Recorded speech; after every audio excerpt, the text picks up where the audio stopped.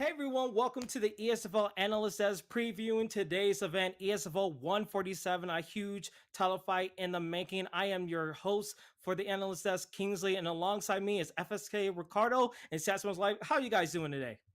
I'm doing great. It's great card tonight. Looking forward to it. Looking forward to compete myself. It's going to be a great watch. Great to fight on it. What do you think about it, Satch? Hey man, everything this fight card, top to bottom, looks dazzling, and I'm happy to be here predicting it. Absolutely. As you guys said, it's a huge card tonight. ESFL 147. The Xbox title is on the line.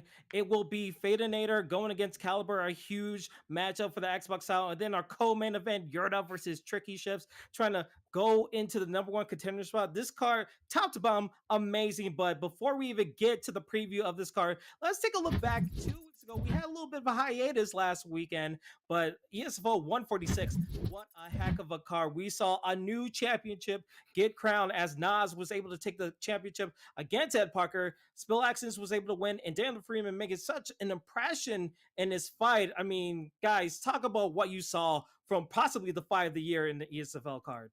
I mean, what Nas done was spectacular. I think everyone in the community was in awe of it, really. The performance from start to finish was domination. And the finish was spectacular, really. I don't think anyone expected Nas to do that to Ed. It was just like you run out of words to speak about it, really. What do you think about the fight, Satch? I mean, yeah, you said it best, man. It was just amazing to see a guy like Ed Parker, who's been a staple in the community, been one of the best strikers in the game, not just PlayStation, cross console, one of the best strikers in the game, period. And to see him get, I mean, I'm not trying to be disrespectful. He got beat up on the feet. And what that says to me, it doesn't say anything negative about Ed Parker. It just shows me how scary Naz is. And I'm worried for the next competitor. I don't think he makes it outside 30 seconds, this dude. We'll definitely see a preview of that later on in tonight's show of the next PlayStation card. But just calling the whole fight card and seeing Nas just doing those spinning roundhouse kicks to just rock Ed Parker and just get a distinct victory in that championship spot. He is very scary. And I know a lot of people in the community were just kind of going against him since he was bringing on hype. And we saw in between this week of all the chatter that he's been bringing about against certain competitors. It'd be interesting to see what he does in his new reign. But any kind of fight that you guys saw that really took you by surprise going to that last week's card, starting with you, Ricardo?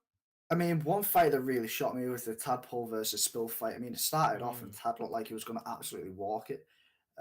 Spill's like one of the absolute best on PS, and I thought Tad didn't really have much of a chance against him. And he come out and we seen him do that oblique to a spin kick and rock him. I thought he was going to absolutely run away with it, go and get the belt, and then go off and do his own thing. But we've seen Spill come back in that fight with the leg kicks. He fought well after the early first round, but it was a great fight from both. That was one that really excited me in that card. Yeah, and Sats going to you. The whole fight card was amazing. We saw a lot of ducking uppercuts, and uppercuts were such a crazy maneuver into a fight card. Are you seeing that more happening in the ESFL, especially on the PlayStation side with all these competitors? I mean, you can just talk about in general the head movement. I think if you look at 3 months ago to today, vastly improved. You're seeing less like just bobbleheading. You're seeing more calculated movements, getting the counters, slip straights. I mean, yeah, you can see the pull elbows and all sorts. So, I mean, yeah, the head game, the head movement has just improved spectacularly in the last couple months. Absolutely. And then as real as it gets, you need to use that head movement. You need to use those maneuvers, and you need to be a scary competitor if you want to go against this champion. But speaking of as real as it gets, ladies and gentlemen, ESFL Live is just right around the corner, ladies and gentlemen. Not only do we just don't have 2 days anymore, we have one full day of amazement. Sunday, June 5th, again, starting with 11 a.m., a Swiss-style qualifier tournament of all the open competitors. And then in the 6 o'clock slot, we have an 8-man Grand Prix where the top 8 winners from the Swiss tournament will compete in a best of 3 Grand Prix, and the finals match being a best of 5 in crazy structure, pricing structure. $2,000 and $500 is going to the champion, and the ESFL Championship belt, which is amazing. The reason why we even have a belt is astounding to me. I can't wait to see everyone there. It's going to be amazing. Be sure to, if you want to be a register for it, be sure to click on the link in our chat and also on Twitter when you could get that link and also register for the tournament. It's only coming in closer, so you want to be in tune for that. But going into the ESFL Live event, I mean, Ricardo and Satch, this is such a big event that we're having. I mean, what are your thoughts about what we're going to be doing for that event? I'm really excited to see competitors fight live actually on a stage because the level just from fighting on rank to fighting in the SFL, your nerves are on a completely different level. Then from fighting on the ESFL to ESFL live, I'm just so excited to see like who rises up to the occasion and who just crumbles under the pressure. That's what I'm looking forward to the most. Yeah, and Sash, I mean, it's like it's one thing to fight from your own comfort situation, but to go to a location, Las Vegas, the mecca of all fighting, and to fight in front of a crowd, and especially among your peers, that has to be like a different type of experience all in itself, right? Exactly. And I mean, if you look at other sports games, we got Madden, 2K, Rocket League, they're all doing this. They're all putting on promotions where, they're having live events. So it's great to see the UFC community take the next step, live locations. And honestly, the location, some people say, New York is the fight mecca. No, sir. Las Vegas, fight mecca, fight capital of the world. I'm just excited to see everyone show out there and hopefully put on some good performances. Yeah, a lot of exciting things on the road to ESFL Live and ESFL 150, but we're still on that road. And speaking of being on that road, we have a banger tonight. We teased it in the beginning of this analyst desk. ESFL 147, the championship is on the line, and we're going to go more into depth with it. I mean, Ricardo, your campmate is fighting for his first title defense in this card, going against KM Caliber. I know there's a little bit of backstory with your fight going into it, but just talk about the main event card and what could we expect in this main event title fight. I mean, Fad's been on a run recently in ESFL and then affiliate leagues from the ESFL as well. Like the level he's been playing at, it's so good. Like he's just cruising against some of the best players on the game, and I think he's really found his groove when it comes to live fights. And Caliber, he's really come out of nowhere in the ESFL. He went from getting cut to going on this mad win streak that he's been on at the moment. I mean, I think Caliber's going to come in at a massive underdog in this fight, but it'll be very interesting to see what he can do against Fadanator. Because we do know he does present a style that might be tricky to him. Yeah, absolutely, and it's going to be an exciting one. But Satch, uh, along with that main event, we have a crazy co-main and just an array of crazy fights that are going to be happening on this fight card. When you look at this card, especially with the co-main, what's at stake for everyone going there? I see like Yorta versus Tricky. We see Hammer versus Dirty Dave, Kezza versus Ricardo, our man right here. I mean, what kind of fights are you excited for along with the main event title shot?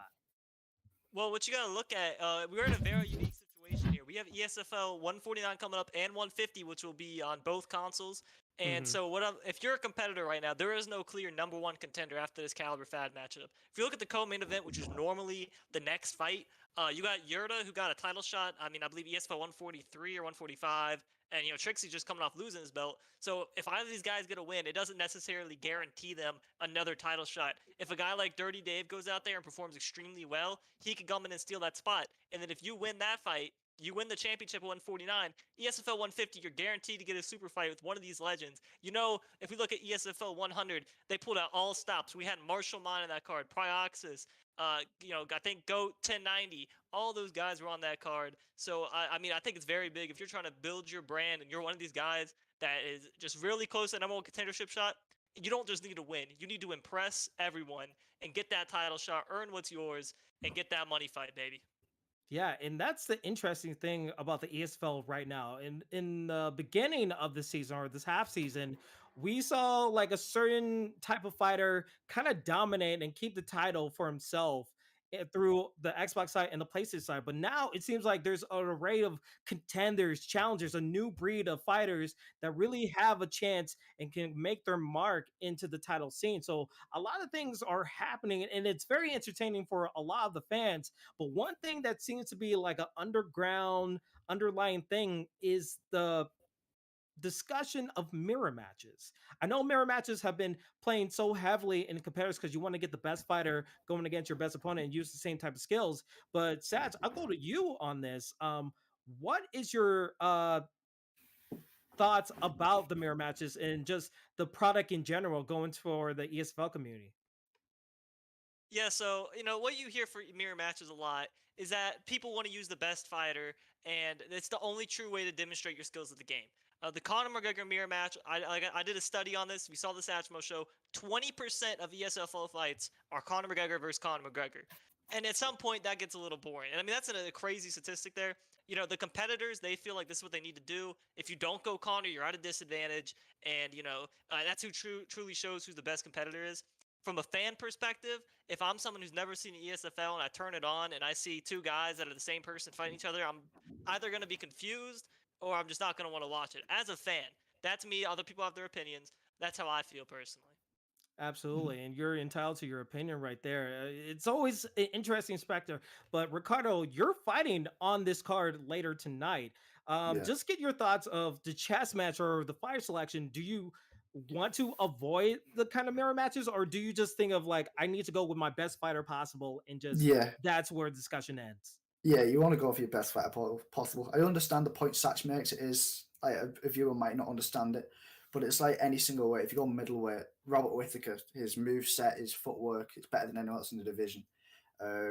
Welterweight, it's quite varied options, and then lightweight and featherweight, you're using McGregor or Holloway at featherweight, and you're going to be a massive disadvantage. So if you're a competitor, you want to win, so you're always going to use the best fighter in that division, and you're not really going to care if people don't like you moving because you'll just want to win. That's always the mindset. So I know my weight is a lightweight. I'm going to go Conor McGregor. If Kezza goes Conor McGregor, then it's going to be a Conor McGregor mirror. I'm not going to change my fighter just so I don't get a mirror match.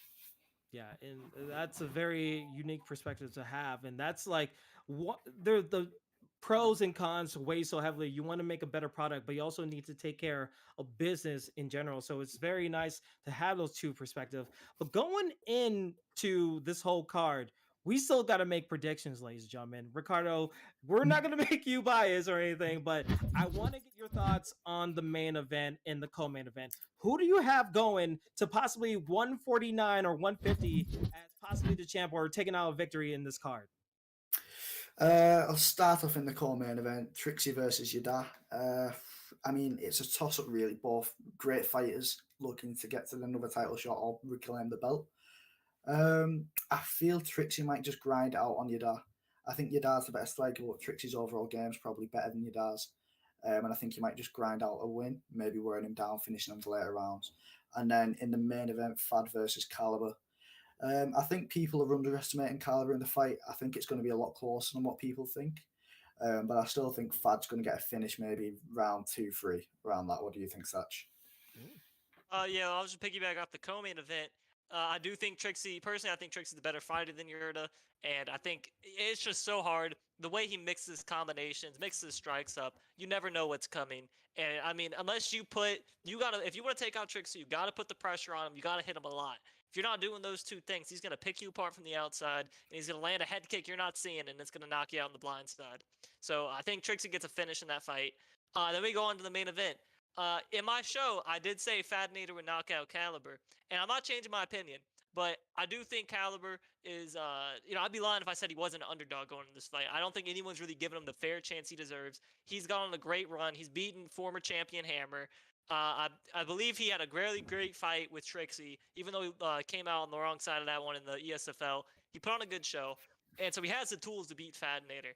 His striking, while I think it's pretty basic, it gets the job done, and honestly, it can throw off these strikers who aren't ready for it. Fadinator's been going up, against a lot of tough competition. I think Caliber can be different. If he gets the fight to the ground even, I think that'd be very beneficial for him. And we'll just have to see how it plays out. But personally, I still think Fadinator takes the win. Very interesting picks from our current analysts. Fadinator had a war to get his championship. He will probably be in the war tonight going against Caliber. I've been a fan of Caliber since the beginning when he had those amazing fights and work his way up to the title shot. So it's going to be a banger. And then also the co-main event. I mean, we could possibly see a rematch if Fadinator wins his title, or maybe we'll see some up and comers come in and take that spot and get a number one contendership. A lot of things are on the line here, ladies and gentlemen, for ESFL 147. But before we go and get ready for the action, Ricardo, where can people find you? On Twitter, FSK_Ricardo, but I do stream a lot through the week. That's on FSK_MMA. All right, and Sats, on to you. My Twitter, YouTube, everything, Satchmo Life. If you like to see the ESFL preview, you gotta tune on really quick. It's on the Satchmo Show, Satchmo Life. I'll see you guys there. All right, and you can follow me at King AHTK without the underscore. And you can follow me on Twitch, King BKR316. That has been the ESFL analyst. I've been Kingsley. That has been Ricardo and Satch. We are ready for some action. Hope you guys are ready because it's coming up right next.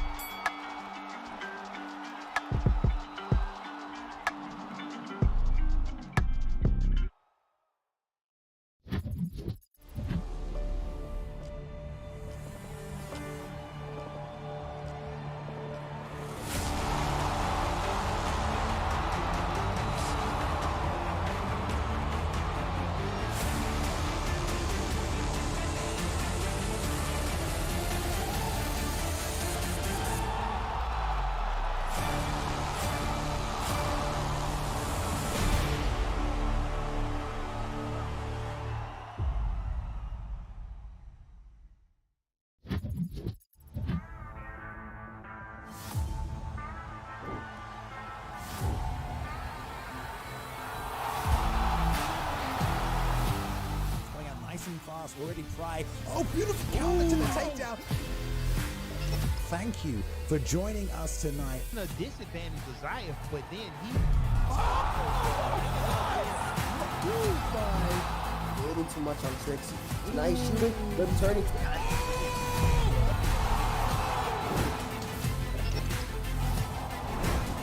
Watching my Twitch, watching on YouTube, watching from around the world tonight. I know the UFC isn't on right now, but guess what? The virtual octagon is here.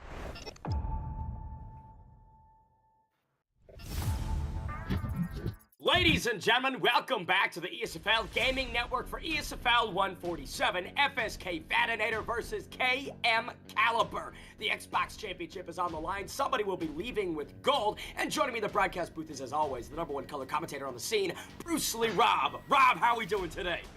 Yo, I'm doing pretty good. Good to be back in the booth, especially with you, Bane. Always a powerhouse team, hype dynamics here, and we're here with Xbox. It's going to be a great show. I cannot wait. We got Zayef filling in. I mean, what more can we want? Hello, ladies and gentlemen. Good to see you.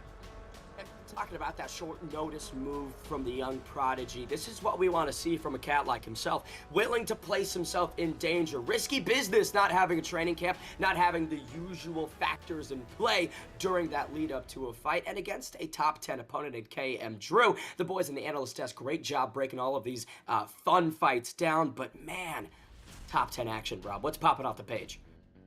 Whew, we got a lot of fights popping off the page like a preteen pimple on their first day of school, you know what I mean, Bane? And it's I gotta say, these final 3 fights, you got Zayef versus Drew, Trixie's versus Yorta, and then Fadinator versus Caliber for the championship.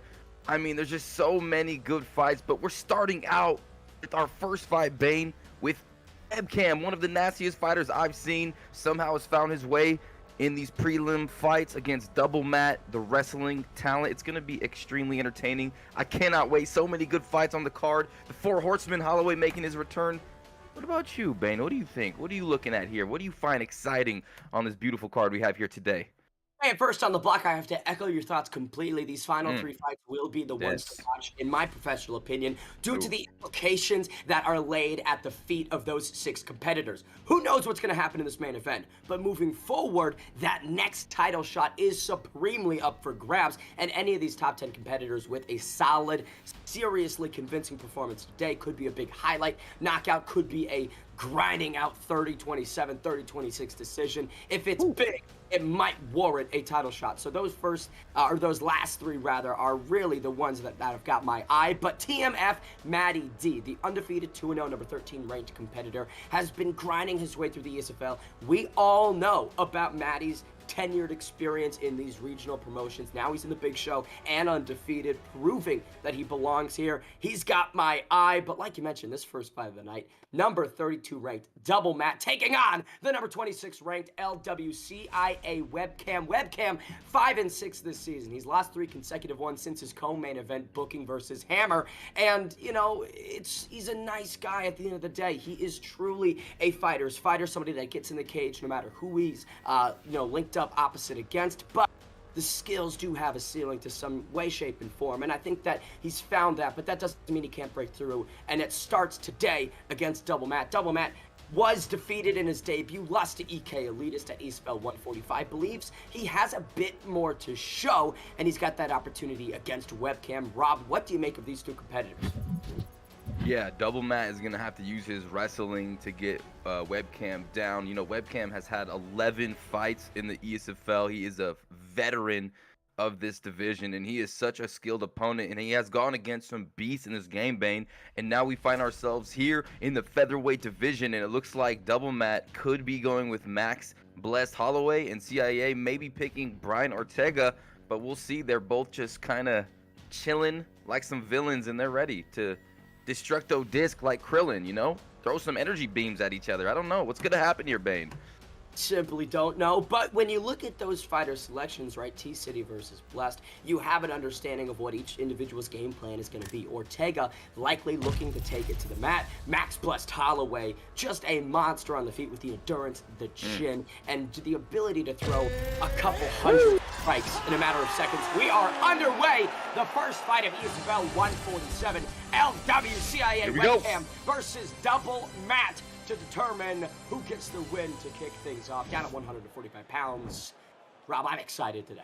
I'm excited as well, and with Double Matt picking Max Bless Holloway, if he goes for that takedown and utilizes his wrestling, Bane, he's going to be in Brian Triangle Ortega's guard. It's going to be a tough one, but here we go. Round number 1, let's go. WebCam with the Ortega pick in the blue shorts and red trim. Double Matt again in that Holloway with the white shorts. Big kick right there from Holloway. Double Matt putting on that pressure, gets that kick, nice spinning elbow. Oh, and CIA returns the favor. Both of these guys spinning to winning. Great sprawl right there for Holloway. Can't get Blessed down. Shots at the open, right, Rob? You got to set it up. Definitely. Ooh, they're swinging hard right here in the middle of the cage. Oh, Double Matt is spinning. The commitment to all of these turning strikes could hinder one of these guys because it's a lot of stamina to throw those shots and miss. Indeed it is, especially if they're ready for it. There's the shot again. Good denied, though, by Double Matt. Now he has him in this position. Oh, couple of knees, but good blocking by WebCam. No shots on the break. Good movement right there by WebCam. If he wants to get this one to the mat, he's going to need to be a bit smarter with how he sets it up. Great body work right there from Holloway. Oh, couple of pivots there by Double Matt, and both gentlemen are landing. Oh, another left hook lands. Double Matt doing well. Woo! Oh. Watch out. Game of inches, Rob. Here's WebCam wants some more. He gets it now inside control. Good job. Great takedown.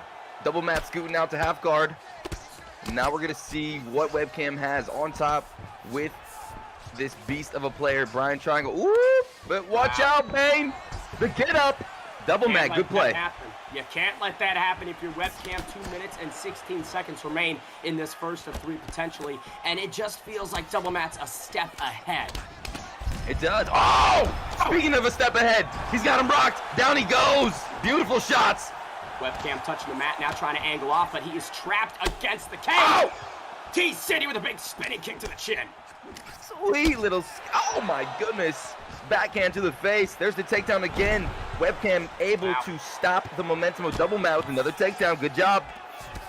This I like to see from WebCam. When the going gets rough, when the action starts to get crazy, he does find these opportunities to take it to the mat. And now T-City trying to lock up it. What is that, Rob? Tell it to me. Some sort of ankle lock, baby. Look at this. He's close. It's close, though. He might get this. It's very close here, Bane. He is searching. He's got slow and steady. Holloway. Oh! He has to submit to WebCam here tonight. He's being patient, though. Back and forth. It's a knee bar. I told you, Bane, it was a knee bar. It could be it. Oh, it's close. goes! He has it! That's it! Oh! Woo!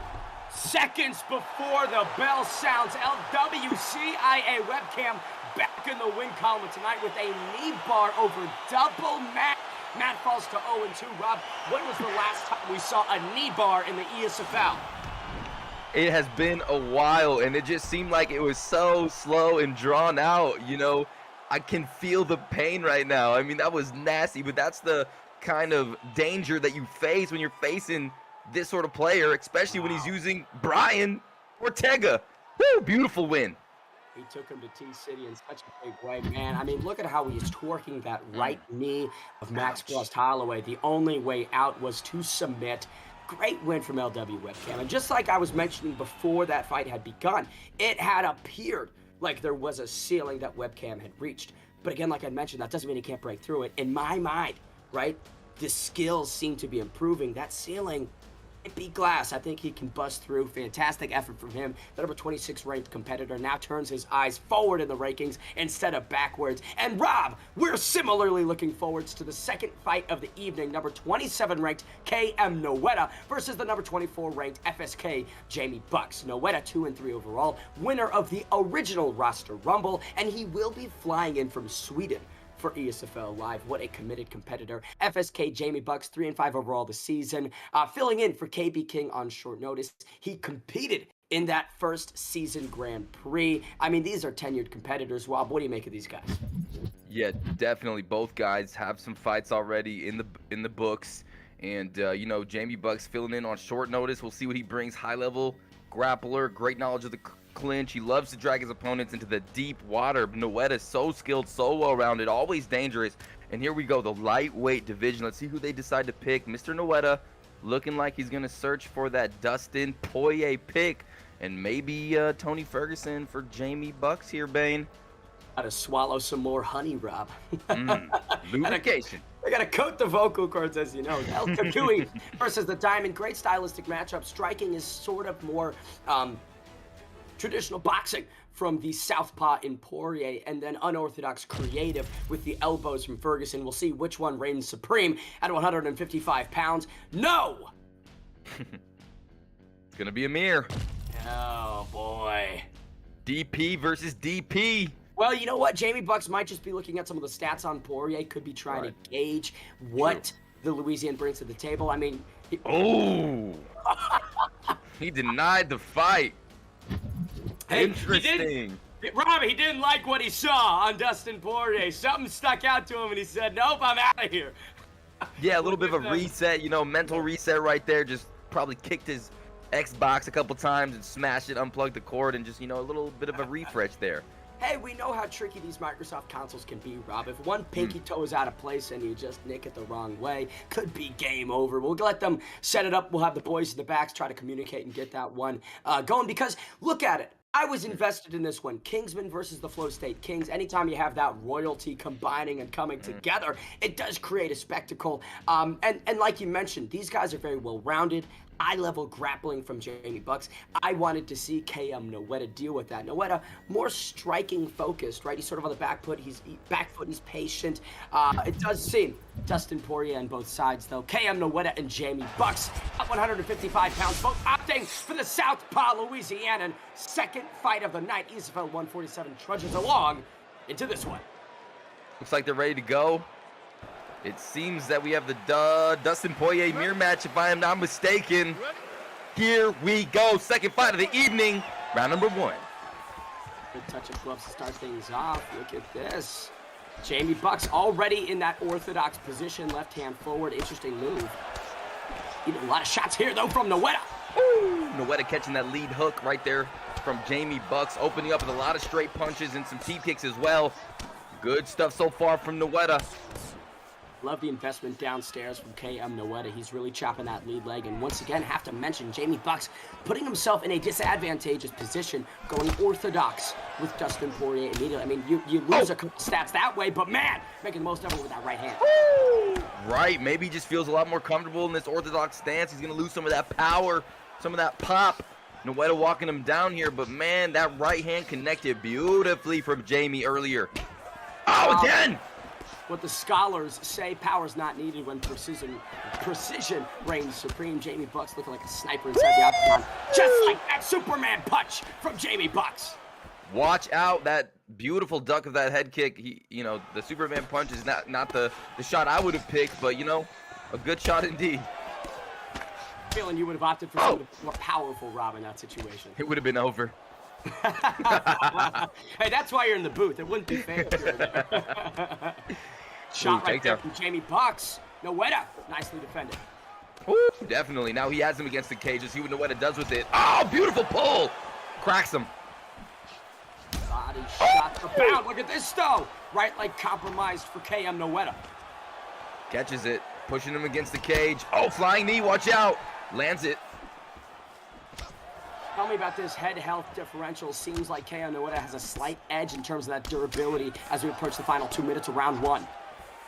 Yeah, I would say so. Definitely. Ooh, and those body kicks, though, from Noetta have been money. He's been straight body kicking, and it's really adding up. You see the body held as well on Jamie Bucks'. Oh, beautiful check as well. Noetta.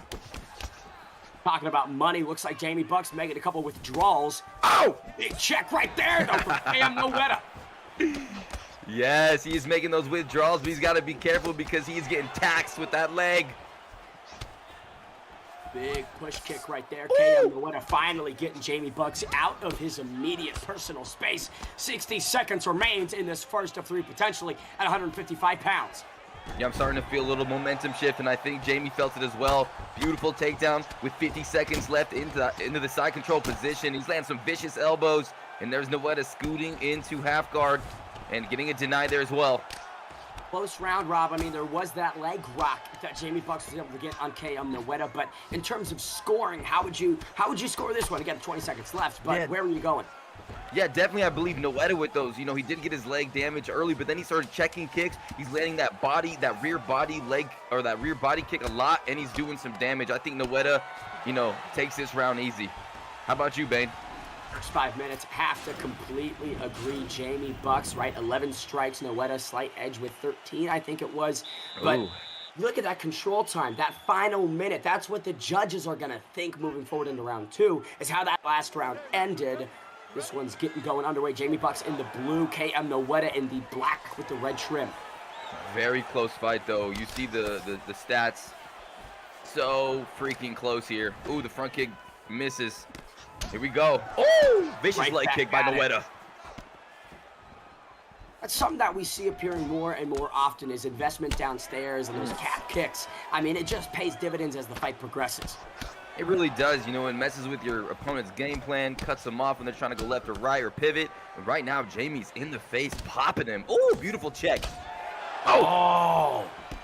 KM Noetta cannot stand and trade like that for much more. Often seems like his durability is waning. Oh, beautiful push kick. And yeah, you see the left leg and the right leg right now on Jamie Bucks as Noetta drops some big bombs right through the block, but Jamie's still standing his ground. But here comes Noetta with some more. That lead leg kick bang straight punch is so good for Noetta. Each guy doing a lot of leading the combinations with that cross as opposed to a jab. Good defense right there from KM Noetta. Jamie Bucks unsuccessful getting it to the mat. Yeah, and he eats an uppercut too. Noetta doing a good job catching those legs and making them pay every time Jamie catches one. Here comes Jamie, though, putting that pressure on against the cage, throwing some combinations. Oh, lands that right hand flush. Sticks him with that Louisiana cross, that Cajun heat finding its way through the guard. It's getting spicy in there. 2 minutes and 30 seconds remain. Bit of lag. I love the phone booth dedication. I mean, these guys are not taking a step backwards. Jamie Bucks, though, is having a lot of success controlling this octagon. I would love to see more lateral movement from KM Noetta.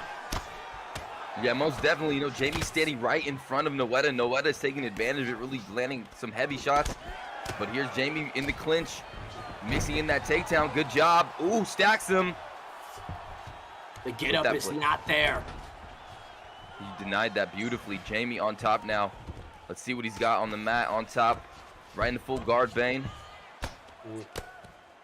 Side control now for Jamie Bucks. Bad news for KM Noetta.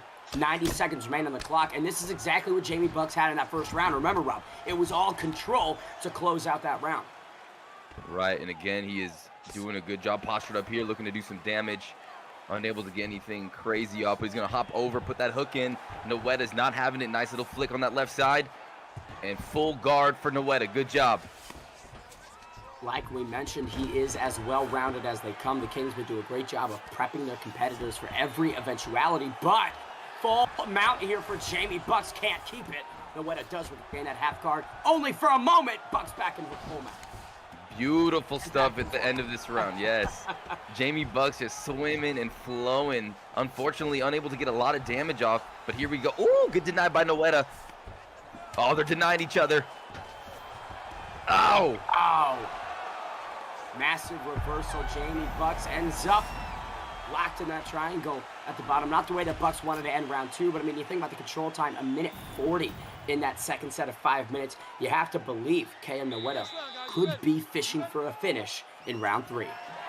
Yeah, possibly. You never know what the judges are gonna, how they're gonna score, what they're gonna look at, but definitely a lot of control at the end of that round for Jamie. Unable to get any real offense off, but here we go, round number 3, the third and final, and let's see what happens. Ooh. Oh, these guys are still just standing and trading, eating uppercuts. The head held this front kick. Jamie Bucks. He's swinging. Noetta throwing that front kick out there, trying to keep the Jamie Bucks train off of him. Fighting for his life right now. Jamie putting a lot of pressure on, getting that block low. This could be it. This is the story of this fight so far. Jamie Bucks pushing forward, finding success. Oh. But here comes Noetta swinging from the hip. Jamie just a little out of range here, but that head health on Noetta is low, and he has to get the takedown. He does. Good job by Noetta. Beautiful way. Just like you mentioned, swim right under that guard, get to the hips, and find your way down to the mat. 3 minutes and 30 seconds remain in this round. And it has been closely contested, but like I had said at the beginning of this third, I feel like Noetta needs a finish. Beautiful sweep from the bottom by Jamie, showing some real skill on his ground. Sprawl position, he tries to slide to that backside bane, but Noetta gets a beautiful flick from the bottom side. Now some body shots. These are not fun. Some deadly denials, and now he's back on his feet. Noetta has another chance to get his hand raised here, right now. He does, back on the feet, and these guys have been swinging haymakers at each other. Oh, nice little pop shots by Noetta, keeping his opponent off. Front kick to the face. Bang! Jamie Bucks down for the first time. Can Noetta find the finish? Barely survives here. Bucks with some good defense. Now trying to build some GA from the bottom. Goes left. Oh, but Noetta swims right to that left side easily, Bane. He's all over him. 2 minutes left. Noetta finding the posture. Now touching the body. Going to the head. Look at this though. Jamie Bucks with a Kimura sweep. Beautiful catch right there on that left side by Jamie. But there's this sprawl again. Deja vu back in the same position. This time, Jamie is going to elect to go back to the feet. He's against the fence. He's going to have to... Oh, but he goes for the takedown. Good denial. Jamie Bucks keeps it standing. Big miss right there from Noetta. Now he is just cloistered against the cage. 60 seconds remain. Noetta, a couple more opportunities on the feet. Can he find it? Big shots come through. Noetta's letting it hang right here. He's throwing big shots, big uppercut from Jamie Bucks. They are swinging for the fences right here. Both men want the knockout. This is getting crazy, Bane. Oh, rocks him! Oh! J.M. Noetta silences Jamie Bucks. Just over 30 seconds remain, and that had to have been one of the wackiest animations I've seen, Rob. Oh my goodness, that was a baptism. That was nasty. Killed that man. Look at this replay. Oh! Wow. Oh, that was disgusting. The right hand from holy hell detonates on the chin of Jamie Bucks. Bucks falls to 3-6. Noetta evens it out at 3-3 overall this season. And man, highlight reel for the books. And like mentioned, I think he was in a scenario where if it went to the scorecards, it could have been a 29-28, 30-27 win for FSK Jamie Bucks. And so Noetta doing what he needs to do, Rob. That was a fantastic bout. Violence weight at 155. Yeah, I love the way you put that, Bane. Detonated on his face. I'm going to steal that one from you because that is exactly how you could describe that situation because, man, yes, you're right. Jamie Bucks, it could have been his fight, but, you know, both guys you could tell went out there and they were throwing to end the fight, putting on an exciting show for everybody, and that's what you want to see in the Esports Fight League.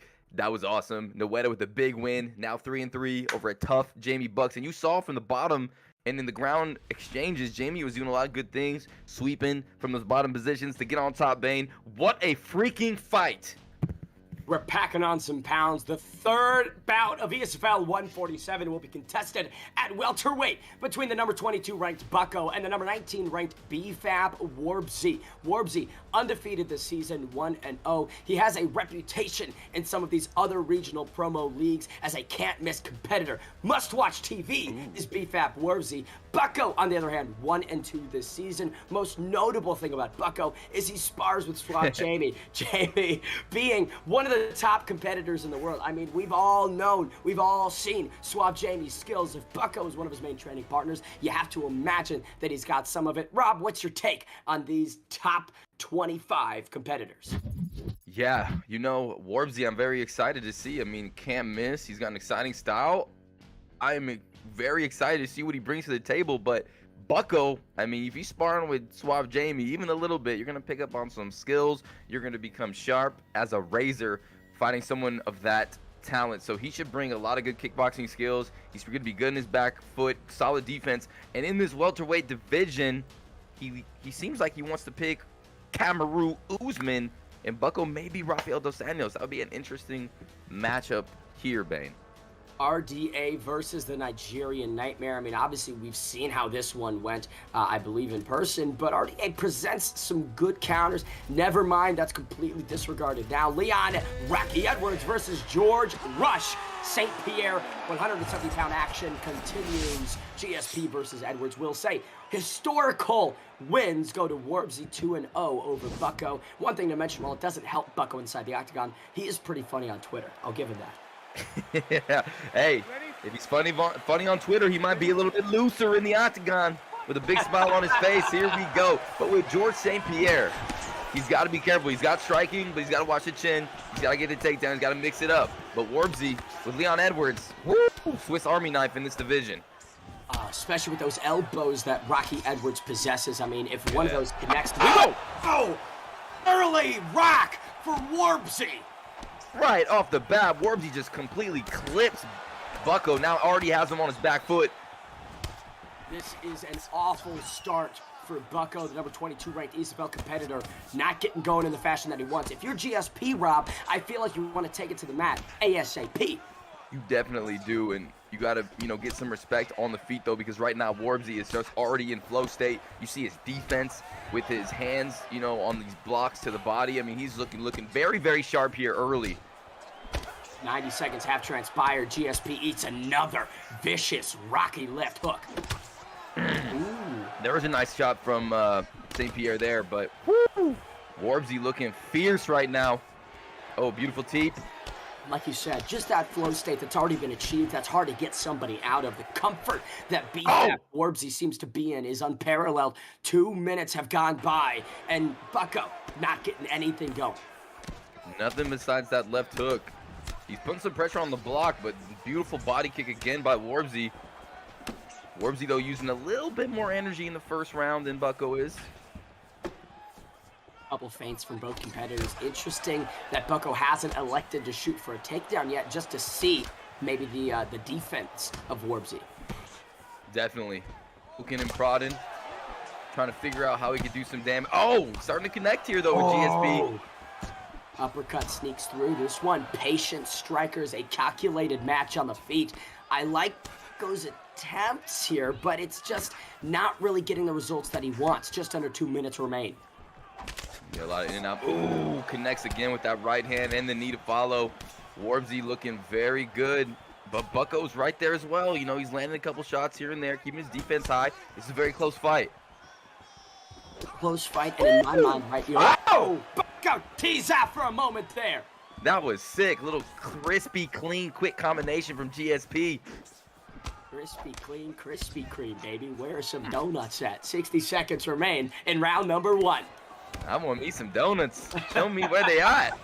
A nice little clean uppercut right there by Bucko. Ooh. Look at that. Each guy investing in the body. Midsection work from both competitors. 30 seconds remain. I have to believe that if we do get to the second round, this first round is locked up for BFAB Warbzy. Yeah, he did look good in the opening rounds, Bane, but right now it seems like Bucko's starting to find his rhythm with his hands, putting a lot of pressure on that block. Look at that left hook. He's starting to open up with these 3-4 punch combinations, and they're working very nicely. The knees of Leon Edwards buckled slightly from Bucko. Round number 2 up ahead, second set of 5 minutes. You can see significant strike differential, 22 for GSP to 10 of Leon Edwards. Well, he did have that big rock. It seemed like the most consistent guy was George St. Pierre. Yeah, towards the end of that round, it looked like he was starting to find his rhythm with his boxing. And after that first initial slip left uppercut power shot, it seems like it's been Bucko's fight. Round number 2, here we go. Push kick right there from Rocky Edwards, trying to create that distance. Now going upstairs, downstairs, leg kick lands for GSP. Beautiful left hook, leg kick. Oh, putting on some pressure, lands that uppercut clean, and now he's starting to find his rhythm big time here. Really flowing, Bucko is in the second round. And you look at this orthodox versus southpaw matchup. These guys have body kicks and leg kicks open to them for days. Bucko, the only one taking advantage of it. He is. Oh, man, he is just pop-shotting Warbzy right now. Warbzy really struggling right now with his defense. Wow. Bucko on fire. Somebody get the extinguisher. Rocky Edwards needs to mount some serious offense to get back into that kind of flow state we were just talking. Big right hand right there from GSP. He's got to figure out a way to keep him off of him, because right now Bucko's kind of just marching him down, staying right in his face, using those leg kicks as well, and just cracking him with power shots. He's backing him up. Warbzy's in some trouble here. He's locked down by George Rush St. Pierre. Rob, you know better than me. The power really isn't there for GSP. I feel like he's much more of a decorated wrestler than a power puncher. Yeah, definitely. Doesn't have the power, but if you put some good punches together with GSP, they will start adding up. And right now he is just cracking Warbzy. And then when he backs up, he just cracks that right leg with the leg kick, man. Warbzy is in big trouble. There it is again. That right leg's in trouble. Leon Rocky Edwards taking some pictures while GSP is making some magic happen. Bucko with the knockdown. Woo! Beautiful slip at the end, just in time. But now he's still in big trouble. Legs wobbly, butterflies fluttering in the brain. He needs to figure out how to get some zen in there. Ooh! Here comes Bucko looking to put a stamp on his fourth ESFL appearance. Can he find himself in the win column with a big finish here in round 2? 90 seconds remain. Bucko. Now hurting the legs. This fight is, I think, over right here, Bane. I mean, Bucko just all over him right now. That right leg is buckled. His head up is low. Bang, left hook lands. Bang, right hand again. Warbzy in all sorts of trouble. Oh! Edwards against the cage. Bucko throwing the towel. Spot. Bane throwing the towel. Somebody save Leon from himself. 45 seconds remain now. Distance, big head kick right there from Edwards. Now he's trying to get a bit creative with it, but that's not what you want to do against a calm, patient predator like Bucko. Bang! Bucko with the KO in round 2. BFAB Warbzy no longer undefeated. The 2-2 swap Jamie sparring partner gets it done on the biggest of stages. And that was absolutely clinical by Bucko. You know, the first round was a lot more even. He got rocked. But as the rounds progressed into round number 2, he got a lot closer, put a lot of pressure, stood in the face of his opponent, and just started teeing off with his boxing. And whenever they separated, he would crack that right leg of Leon Edwards on Warbzy and just put him in the pressure cooker and freaking filleted him like Gordon Ramsay, baby, on Kitchen Nightmares. Bane, talk to me. Oh, talking about a nightmare. That certainly turned from a dream to a nightmare for Warbzy, right? You started so strong. You rocked GSP. You were having so much success in the first couple minutes, and it all starts to fade away. Because why? Bucko didn't submit. He didn't crumble. He didn't fall. He stayed in it. He was patient. He waited for his shots, and you gradually saw that momentum swing. And, man, if you can KO someone with GSP out cold, imagine you put someone with some more punching power on Bucko. I'm curious about where that competitor goes from here, but Rob, guess where we're going? Where are we going? The next fight of the evening, Let's go. T4H Holloway versus the Kingsman, KM Skitch. Top 15 competitors here. Holloway 3-2 this season, consistently near the top of the OWC rankings. Now, many in T4H have very disciplined styles, but he is considered the cleanest of them all. Follow him on Twitch at T4H_Holloway. He does stream there often if you want to glean some wisdom from him. On the other side of the coin, KM Skitch, 4-4 this season. Won Fight of the Night in his win over Spider at ESFL 145 not too long ago, Rob, and is the top French prospect in the competitive scene. I think is what they say. This is a fight. Beautiful job. I'm hyped up for this one, Bane. Yes, the Four Horsemen, Holloway. This guy is a straight freaking animal on those sticks. His ground game, you know how those Four Horsemen do. They have a sweet training camp when it comes to the ground game, the skills that drop the kills. But yo, Skitch, 4-4, the top French prospect going against a T4H prospect. I mean, we got a freaking cooker right here, Bane. Who do you think they're gonna pick? At 135 pounds, you get so many great options. One of my favorites, Jose Aldo, the King of Rio, has such crisp striking, and those leg kicks do debilitate anytime you land. But you could opt for Piotr No Mercy, Jan, one of the most common picks, I think, on UFC 4. Statistically, I'll have to ask Boiler once the broadcast is done. But it feels like Piotr Jan is the most common pick at 135 pounds. Dillashaw, another great one. If you're feeling saucy, Dominic Cruz is always fun to watch. I like that movement. Rob, I don't know about you. I like that movement. Yeah, that movement is nice. When you can utilize that movement and you're dancing out there like you're on Dancing with the Stars with Dominic, it's just so beautiful to watch. And I have recently been using Cody No Love Garbrandt again. You know, his power, his speed, his velocity. But if you get hit, it's pretty much over. You got to be real careful. No chin Garbrandt, sadly. Especially these days. It hurts. I'm a big No Love fan, but there are some just irrefutable facts about the durability. It does appear that these fighters have isolated TJ Dillashaw, the former champ, against Piotr No Mercy Jan, similarly former champ. That matchup is interesting to me. I feel like Jan has the power, Dillashaw has the footwork, the ability to circle out of many situations, find angles that maybe Jan can't. Jan has that very high guard. Defensively, he's super sound. TJ, right hands are a bit lower. He can get clipped. Rob, I mean, what do you make of these two competitors at 135 in terms of their selections?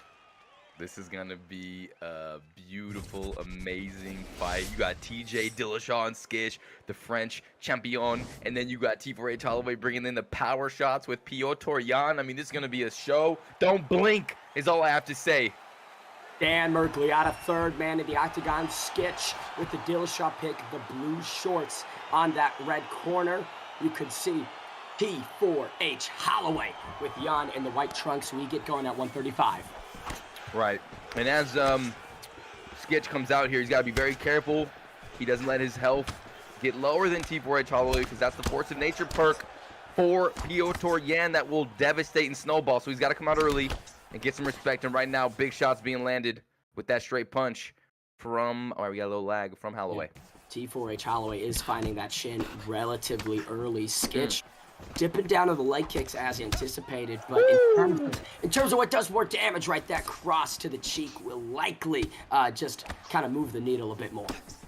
Yeah, it will, and the leg kicks, the kickboxing, very important for Skitch to utilize that range, the kicking range that is. Ooh, and he's doing a good job already throwing that left leg a lot. Ooh, nice little jab pops. Holloway backs him up a little bit. Look at this octagon control from Dillashaw. I mean, commanding there, pushing T4H Holloway back. Holloway now finding his movement a bit more laterally. There's that movement from Dillashaw. Yes, that creative movement, very nice. And I'm liking Skitch's timing, his distance, and his decision-making early right now. He's really making Holloway pay in that kicking range. A lot of lead hand work from T4H Holloway. Loving how he's setting up his combinations, dipping down to the body. 2 minutes have transpired. Feels like Dillashaw's been more active, but Jan having the bigger moments. Yeah, definitely. You know, T4H is headhunting more, doing some damage to the dome, while Skitch is really investing in these body punches, these body kicks. You see that body uppercut as well, and that's going to sap that stamina vein in those later rounds. Does block that jumping knee, but I mean, a bit of it bleeds through. Big push kick right there from Skitch. Now once again on the offensive. And that 1-2 was just nasty from Holloway right there. Bang! Oh! Big from Skitch. Here he comes. Look at this pressure right now, Bane. Skitch commits to that big overhand. 2 minutes remaining in this first round. Whiffs right there, but catches the kick. Beautiful. He has him right up against that cage right now, really taking that space away, consuming all the oxygen in the octagon, really making him work here.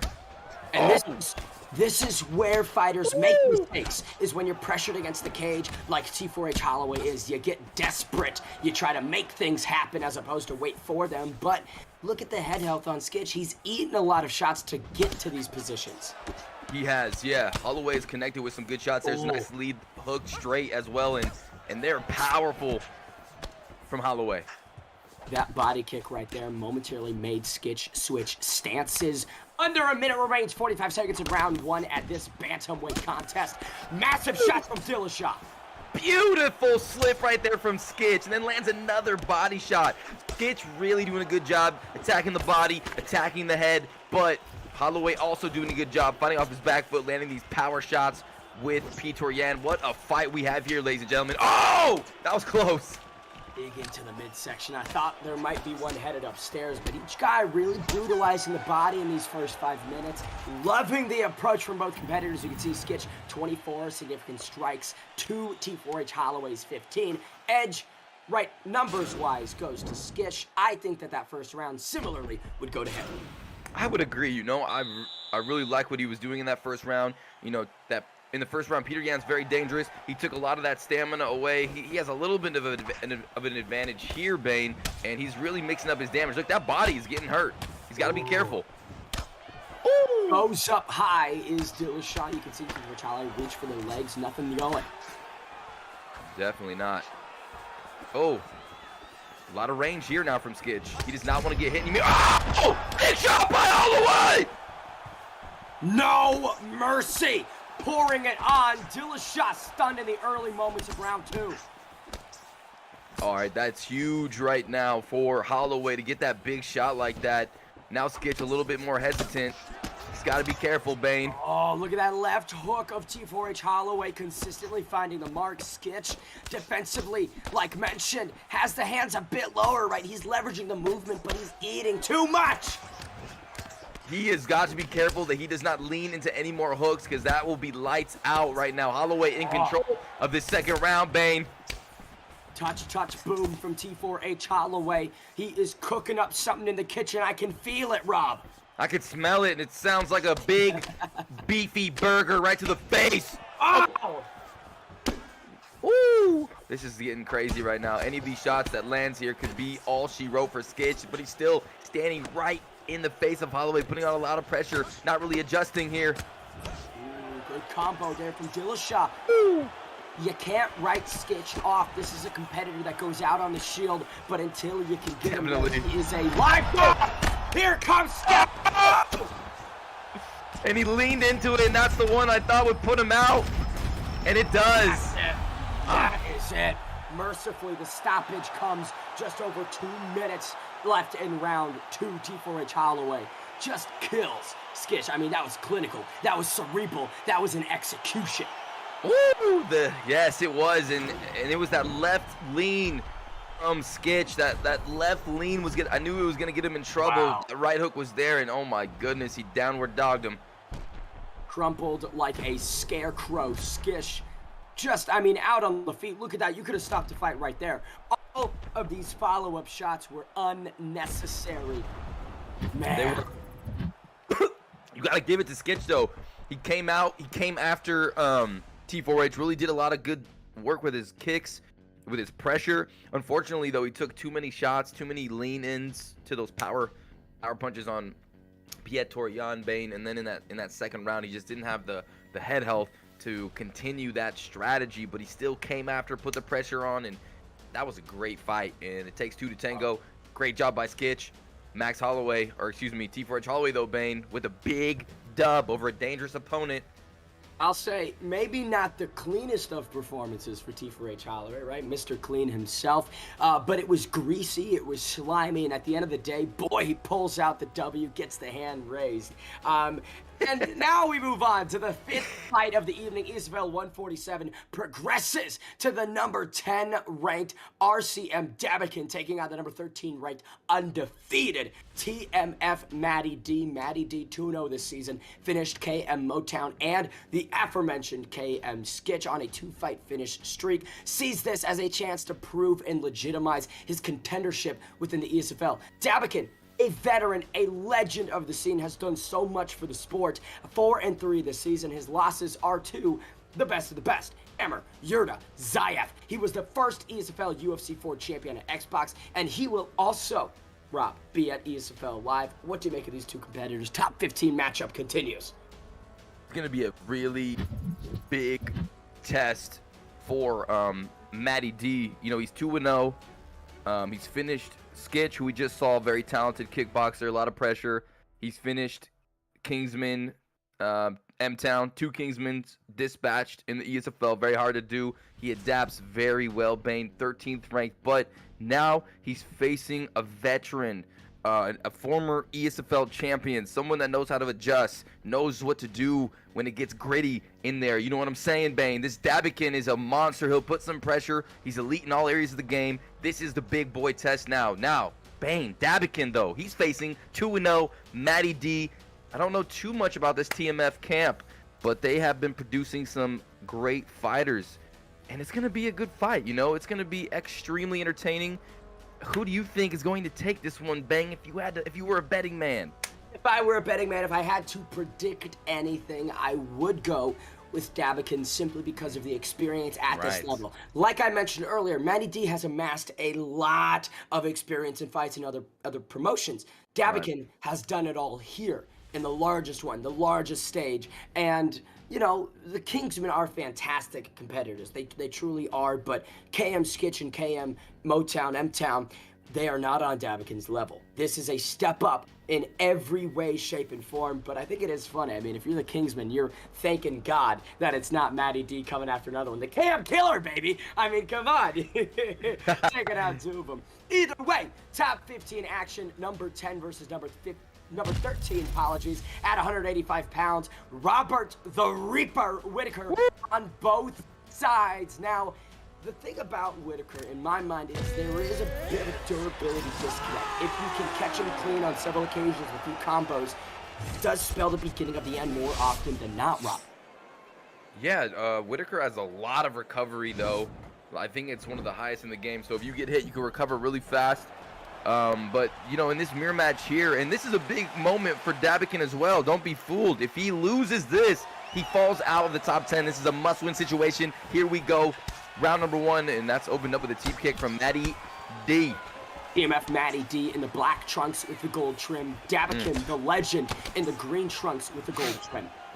There's a lot of gold trim in there, and that calf kick is there for Maddie D early.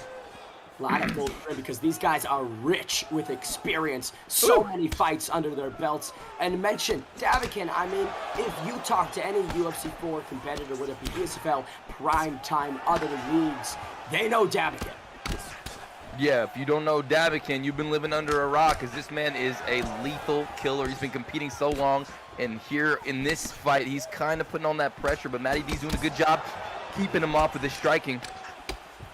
Love that guard that Maddie D's operating behind, but Davakin does a good job to bust it. 3 minutes and 30 seconds remain in this first of 3 potentially at middleweight. Interesting, Maddie D is just holding R2 from distance, really does not want to get punched at all in the face. That could open up some leg kicks. Oh! Maddie D dips down, eats a shot to the chin. Now backing up. He's not really seemingly intending on taking the center of the octagon, right? He's fine being that counter puncher, dancing on the outside. Yeah, and he's doing a fantastic job, really pop-shotting Davakin from that range and making him pay. Ooh, nice little left hook as well. Maddie D striking, looking sharp, but Davakin with a nice slip straight. When you exchange with the lion, expect to get bit. Davakin chomps a bit away at the health. Oh, and Maddie D chopping a bit of that body. Oh, beautiful left hook. That left hand is educated on Maddie D here, Bane. My goodness. Oh, went to Harvard, got a master in aeronautics, currently working at Northrop Grumman. That's how educated that hand is. Maddie D's, though, went to Yale. Wingardium Leviosa, because someone's about to get flown out this octagon. 1 minute and 35 seconds remains at this middleweight contest. I feel like Maddie D's controlling these exchanges. Well, maybe not. He's not controlling the distance in terms of the punches and who's exiting, entering. Maddie D's the one in charge. Yeah, he is. He's definitely controlling the range, making Davakin miss, not taking any damage, not taking a lot of damage, and he's really doing a good job finding his range, bang, and popping him. Look at him. He's on fire. Davakin, the veteran, seemingly uncomfortable potentially with Maddie D's approach, right? Dab's used to these young starters, these up-and-comers that are rushing at him, giving him ample chances to counter. Maddie D, patient approach, not really giving Davakin too many openings. He's not. He's making Dab miss a lot, backing up after he engages. Very defensive with his block, and he's also putting a lot of pressure on the block of Davakin as well. Ooh, the block of Maddie D, though, in these exchanges, you can see, it is gradually getting smaller and smaller. Like you mentioned earlier, he's hanging on to R2 like his life depends on it, but sitting behind that block, right, that grinds away at the block. Yeah. It's kind of counterintuitive, Rob. Yeah, it is, and Dab will make that adjustment, and he'll start putting big pressure on the block. Beautiful slip by Davakin. Now in this second round, there it is, 1-2, 1-2, break that block, but Maddie D pops him with a head kick. Ooh! Guy looking to reap the soul of the other. Who continues their rise and who starts to fall? Middleweight action in round 2. Now Davakin really putting the pressure on. Yeah, he is, and Maddie D looking for that jab, rear hook. Beautiful little teep kick to back up. Dab just kind of holding blocks, stepping forward. Good movement right there from Davakin. Goes up high with a kick. Not there. Maddie D returns with a big leg kick. And he's cracking those legs. That left leg especially from Dab. Dab still putting on that pressure, though, making Maddie D. Oh, but he's just a little bit out of range there, Bane, every time. It's so interesting seeing how Maddie D, who doesn't have a lot of space to work with, makes the most of it. I mean, like you said, he's making Davakin miss, and he is deep back behind those black lines. Yeah, doing a great job with his spacing and just knowing where he is, and his range management is just impressive to watch. Ooh, nice little feint to the body, starting to get comfortable in there. Maddie D. Oh, watch out. Now here's where Davakin's territory reigns supreme out in the open. These exchanges largely favored the veteran in past matchups, but Maddie D having so much success, the block is gone for both competitor. Yeah, Maddie B is just slowly piecing up Davakin. You know, it looks like Dab's blocking a lot of these, but all that damage is seeping through like a big glass of red Hawaiian punch on your beautiful white polo. It's just seeping right through. Bane. Somebody's about to get taken to the cleaners then. 2 minutes remain in round number 2. Davakin eating a lot of damage. Not sure how comfortable he is. Maddie D, very active though. Oh, very active. That block is dwindling on its durability. Oh, beautiful 3-punch up and combo. Davakin able to kick off Maddie D, but the up-and-comer sits down the veteran. Maddie D looking on point tonight. Fierce little feint. I see the feints coming out. He's starting to come alive in this round number 2, and Dab just on his back foot, just fighting for dear life out there. Davakin's crumbling. Davakin turns. Davakin down again. Davakin in all sorts of trouble right now. Gets sat on the floor once again, and now Maddie D is stalking him like a shark.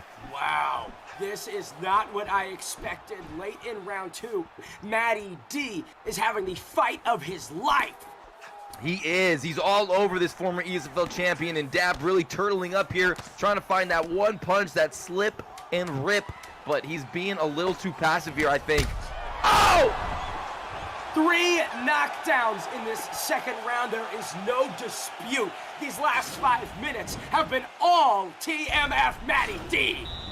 Dang right. Maddie D, the destroyer. Round number 3. He's proving that he's one of the best players in the game with this huge win. It's not over yet, but it seems like the writing is on the wall. Round number 3. Now he just needs to execute.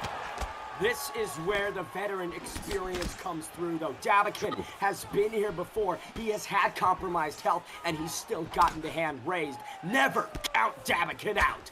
Definitely not, but it's going to be very hard. He hasn't really done a lot of head health damage. I mean, you can end. Oh, here he comes! Davakin!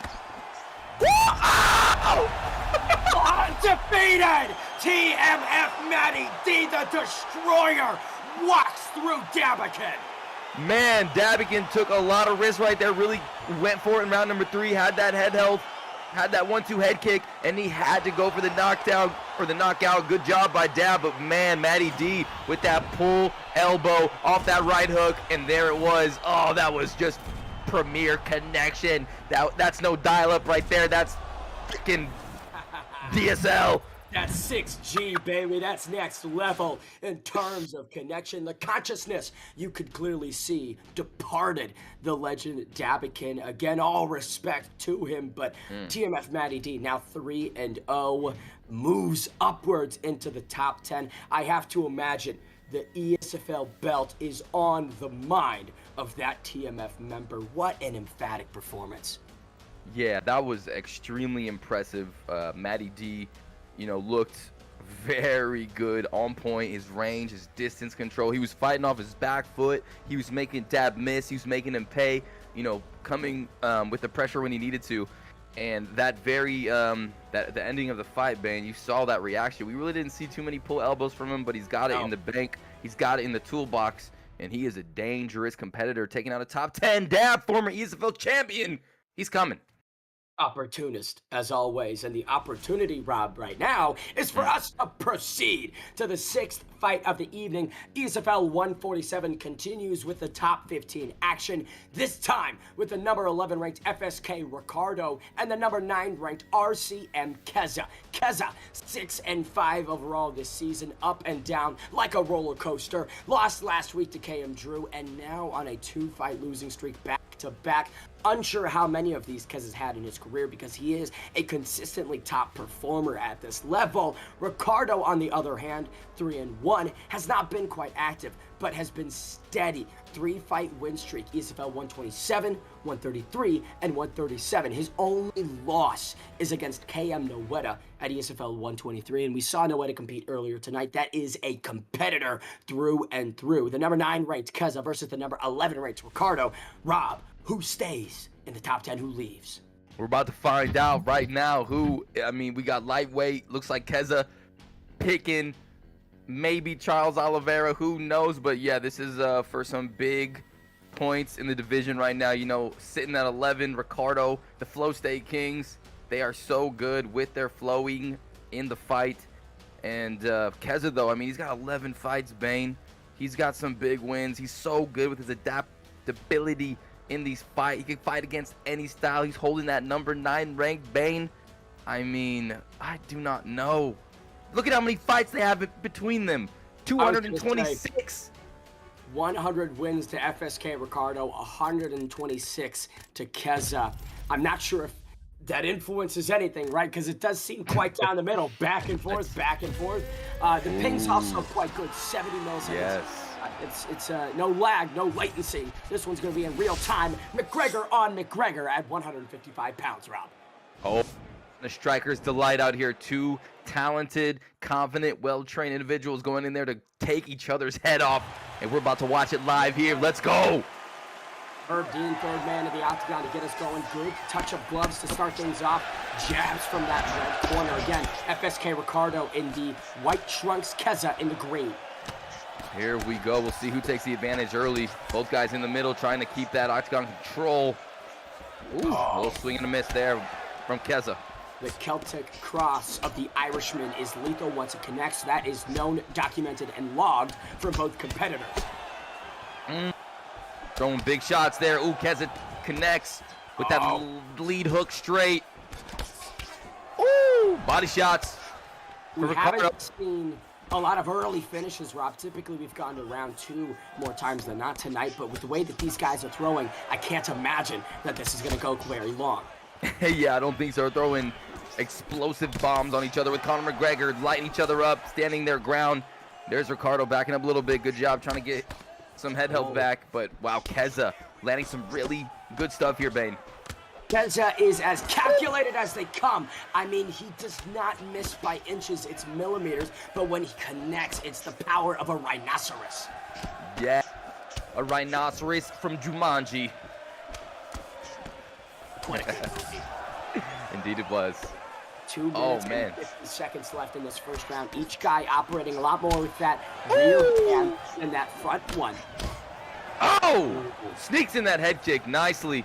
And now Ricardo's starting to back up a little bit. Ricardo is a guy that typically just always comes forward for better or worse. He is an offensive onslaught, a tornado of just lethal strikes. Oh! Woo! Ricardo in him up. Kezza is still wobbly from that barrage from FSK Ricardo. Yeah, now Ricardo getting some confidence from that one. Now he's coming forward with some steam, but Kezza popping him a couple times, backing him up. Herb Dean watching closely. Good jabs right there from Ricardo, just touching the ball. Again! Kezza stunned, now Kezza down! Oh! Oh! That is an FSK Ricardo! Silences Kezza! Woo! And he did it with that left hook, hit him early. And then again in that second sequence, drilled him with that left hook mid-combination, and then went for the kill. Ricardo, what a thug. Stunned and dunned in one. I mean, less than 5 minutes needed for the Flow State King to dispatch the top 10. Kezza now drops to a 3-fight losing streak. Tough skid for one of the top competitors in the world, but I mean, 4-1 for FSK Ricardo. He is in a perfectly primed position to make a run for that belt, Rob. He is. That's 4 fights now in a row that he has won. He is on a streak, and that, you know, now he could be inducted into the top 10, and that's very exciting. Congratulations, Ricardo. Kezza put up a good fight, but Ricardo with the precision left hooks from Conor McGregor. I mean, he looked clinical out there, folks, and now we're going to see what the future holds for SFK Ricardo. What a killer this man is. Oh, Rob, I'm feeling it. Yes. I'm looking at our future. I've got my crystal ball here, and what's in our future is the 7th fight of the evening. ESFL 147 continues with the top 10 action. This time with the number 7 ranked BFAP Dirty Dave, a veteran, taking on the number 6 ranked SNB Hammer. Hammer, 7-4 overall this season. Former defending champion with huge wins over the legend in Davakin, Yorta, and many other top 15 talented members. He is on a 2-fight skid, Rob. TKO'd by Trixie to lose the belt and ground and pounded by Caliber in the last card's co-main event. Dirty Dave will be at ESFL Live in Vegas, and Dave, well-rounded as they come. Yeah, definitely. You know, Hammer had that belt. He was on top of the mountain, feeling amazing. And then he ran into, you know, Trixie, who we're going to see in the co-main event. And then he ran into Caliber, who we're going to see in the championship fight tonight. So, you know, the people that he has lost to, his 2-fight losing streak is against some of the best players in the world in this division. And now he's going to try to climb back up that mountain. He's very motivated. We'll see what kind of form of Hammer we see tonight. But he's going against Dirty Dave, BFAP, legend, elite wrestler, dangerous kicks. And he's very technical, and he also is going to be competing at ESFL Live in Vegas. He's ready. He's well-trained. Here we go. Light heavyweight John Bones Jones on both sides. The greatest of all time. No. See who the greatest is tonight. Dirty Dave does have one existing win over Hammer, but that does not mean much at this ESFL platform. And this is where Hammer loves to be, with John Jones. That's who he decided to defend his title with. It's very hard to deal with Hammer's John Jones. So let's see whose John Jones is better. You can see Hammer in the white trunks, Dirty Dave in the black ones, leg kick on both sides lands. And here comes Hammer, already going for that clinch position. Going to push him against the cage. Maybe go to that backpack. There it is. He's going to go right to the mat. Ooh, but Dirty Dave. Wow. Did beautiful job by Dirty Dave there. Couple shots on the clinch. Hammer stunned early. Man, Dirty Dave made him pay. Wow. Clips him early, Bane. Beautiful stuff. Not what you want if you're Hammer. I mean, think about it. You get denied on the takedown, and then you get rocked away from the clinch. Yeah, that's not what you want. Definitely not. And again, here comes Hammer with that clinch. He loves that position. But so far, so good. Oh, again, you see him connecting that left hook, Bane, while Hammer's trying to initiate. Look at that slip. He's doing such a good job at avoiding the clinch. Is Dirty Dave. Dirty Dave is as tricky as they come. Does get knocked down momentarily right there, courtesy of a little bit of a deep kick. This is where Hammer wants it, but he gets denied once again. 2 minutes have transpired. Hammer, the strategy, game plan A is not working. Time to go to B. Yeah, is there a B? That's the question. Can he go to a B? Because right now it seems like he looks very uncomfortable out there. And it's Dirty Dave with the takedown. Can he get it? Turns left. Beautiful job. No! Hammer late. Beautiful work by Hammer. He controlled the head, pushed it down, got his hips out. That is just takedown.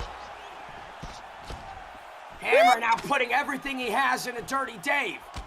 Beautiful shot. Little payback for Hammer.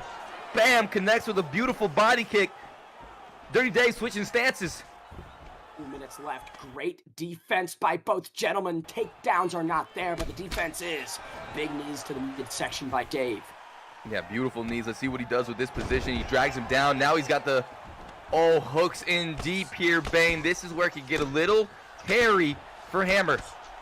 If Dave wants to go for a submission, he's going to get to try and lock it in soon. Nope. Arm this back. Now we're in side control. A lot of transitioning, Rob. Definitely a lot of transitioning there. You see that deny. That's going to open up some free elbows. 3, blood leaking out. 4, another denial on top, Bane. And he is just getting free range with these elbows. Another denial. My God, Dirty Dave and his flicking game on point. Oh! Crucifix with John Bones Jones. If you're Hammer, this is not where you want to be. No, sirree. It is not where you want to be because you're about to get stung like a bumblebee by John Jones on top nonstop. My God, Bane is completely frozen. Look at that face. Here we go. He is excited. No. You're back. I'm back.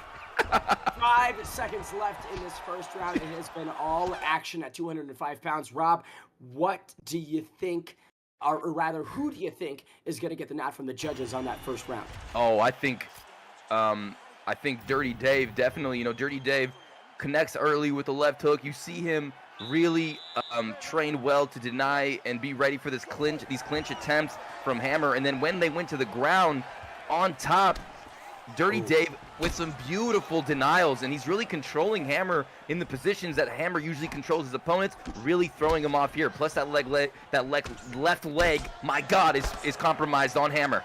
We're just shell-shocked by what we're seeing. Yes. Hammer, like you mentioned, so unsuccessful. But this is an opportunity for him to tell us. Did you see that? That spinning back kick.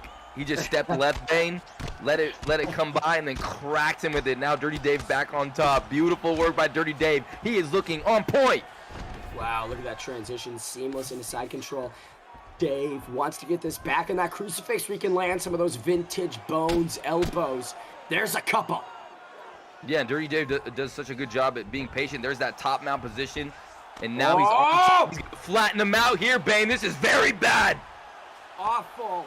Once again, Dave flattens him out. This time he's going to hold him there for a bit longer. Oh, man, he is in all sorts of trouble right now. Hammer completely gassed out, and there it is. Smart decision. Goes for the arm triangle, and this should be it. Hammer has absolutely fallen apart on the biggest stage that he's had yet. Just a tough game plan for him coming in against Dirty Dave. Most definitely, and if he's able to get out of this submission right here, that would be very impressive, but it looks like it's going to be locked in. Good job by Dirty Dave, and that is all she wrote. Hammer just got strangled. An absolute shutout from Dirty Dave. Now 7-5, continues to climb up the rankings. It is all she wrote. SNB Hammer drops. Now he's on a 3-fight skid. He's been finished in his last 3 fights. It's kind of a almost Tony Ferguson-esque fall from grace for Hammer. Yeah, for sure. You know, 3 in a row, was on top of the world. Now, you know, he faced an opponent that seemed like he had similar game plan to himself, but man, Dirty Dave was very much ready. His training camp was perfect. His ability to make Hammer uncomfortable when he was initiating the clinch, A+. His ability to get on top and control with these beautiful flicks and denials, A+. And then the submission Bane. I mean, this man is a straight A student in my mind. Oh, straight A student. You can tell how much time he puts into studying, and it's paying off. What a win for BFAP Dirty Dave. And, you know, like we mentioned with a lot of the competitors on today's card, Rob, legends, veterans of the scene, Dave has been around for a very long time, and he is still finishing people at the top of this scene. Message sent to all of these up-and-comers. It's going to take a lot to beat Dirty Dave, but it's also going to take a lot to beat either of these next two competitors. Rob, the number 8 ranked Kingsman, KM Drew, takes on the number 3 ranked Zayaf. I know that you are chomping at the bit to break down this one. What do you make of this matchup? Oh man, this is just a huge opportunity here for KM Drew to get some legendary experience from one of the best players in the world. 2-0, ranked number 8.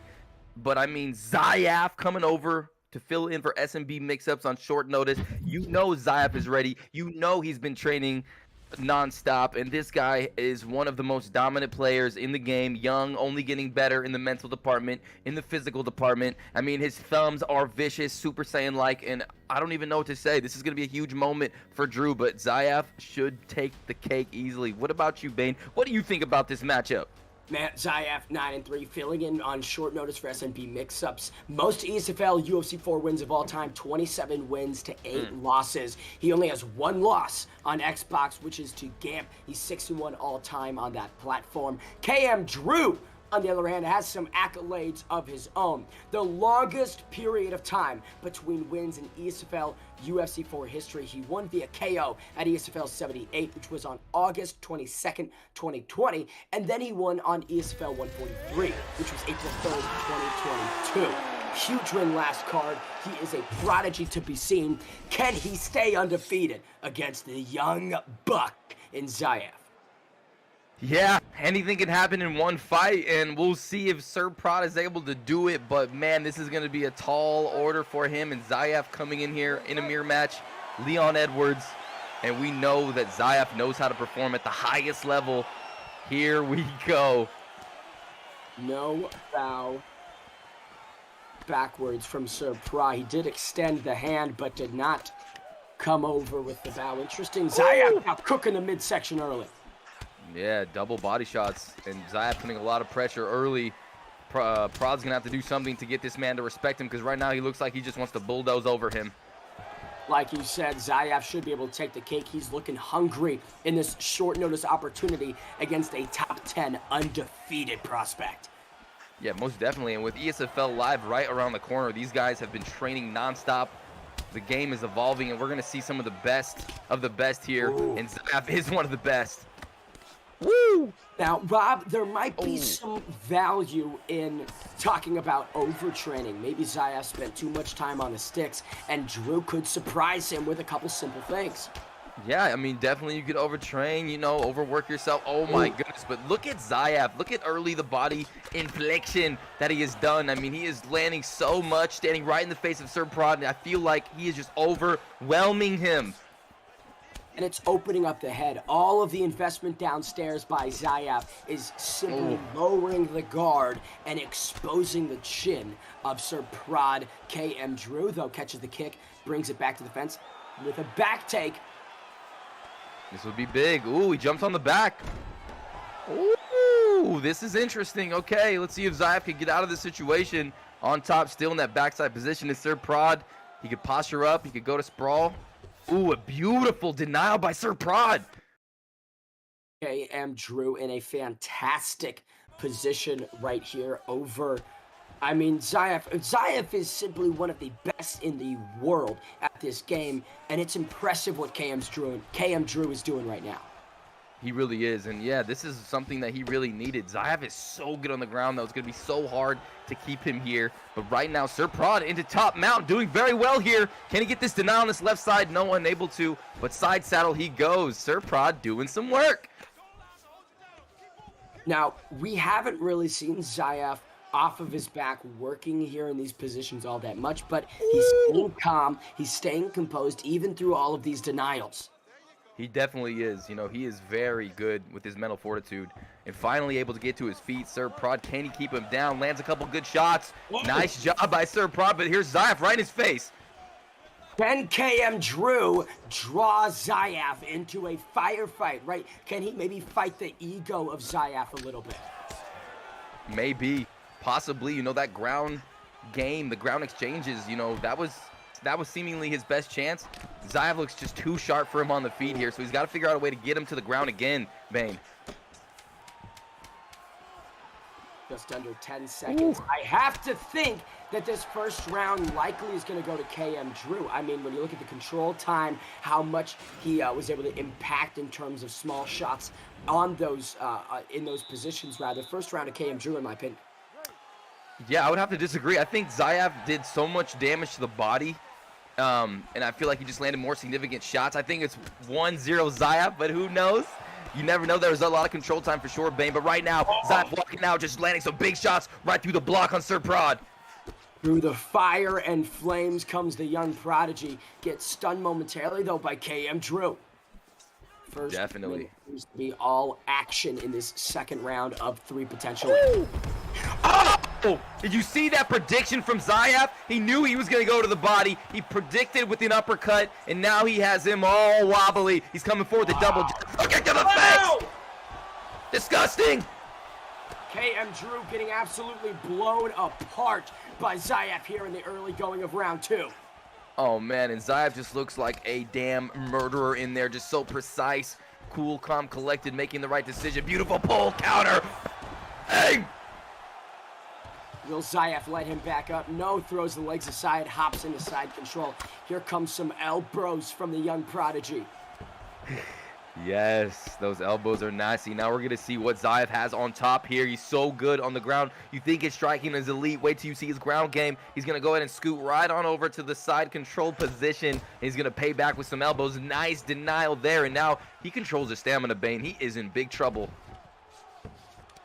KM Drew went from having a lot of success in round 1 to relatively none now here a couple minutes through round 2. Good denial from him, but this is going from bad to worse for the undefeated number 8 competitor.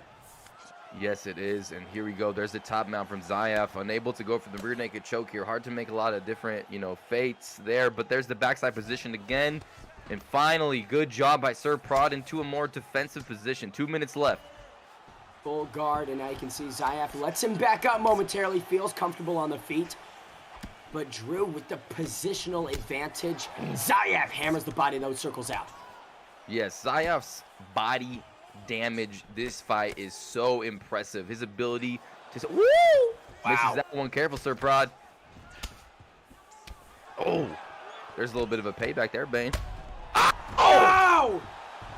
Look at that shot. Saves KM Drew, but man, that's gotta be it. Judge, jury, and executioner. Zayaf takes away. Oh! Full sweep right there. Wow. Man, that was well timed. Oh, and now he's on top of the stamina advantage. He's gonna be able to get some ground and pound here. Bang! Tag Zayaf again and again. Ow! KM Drew staying alive and switching the momentum late in round 2.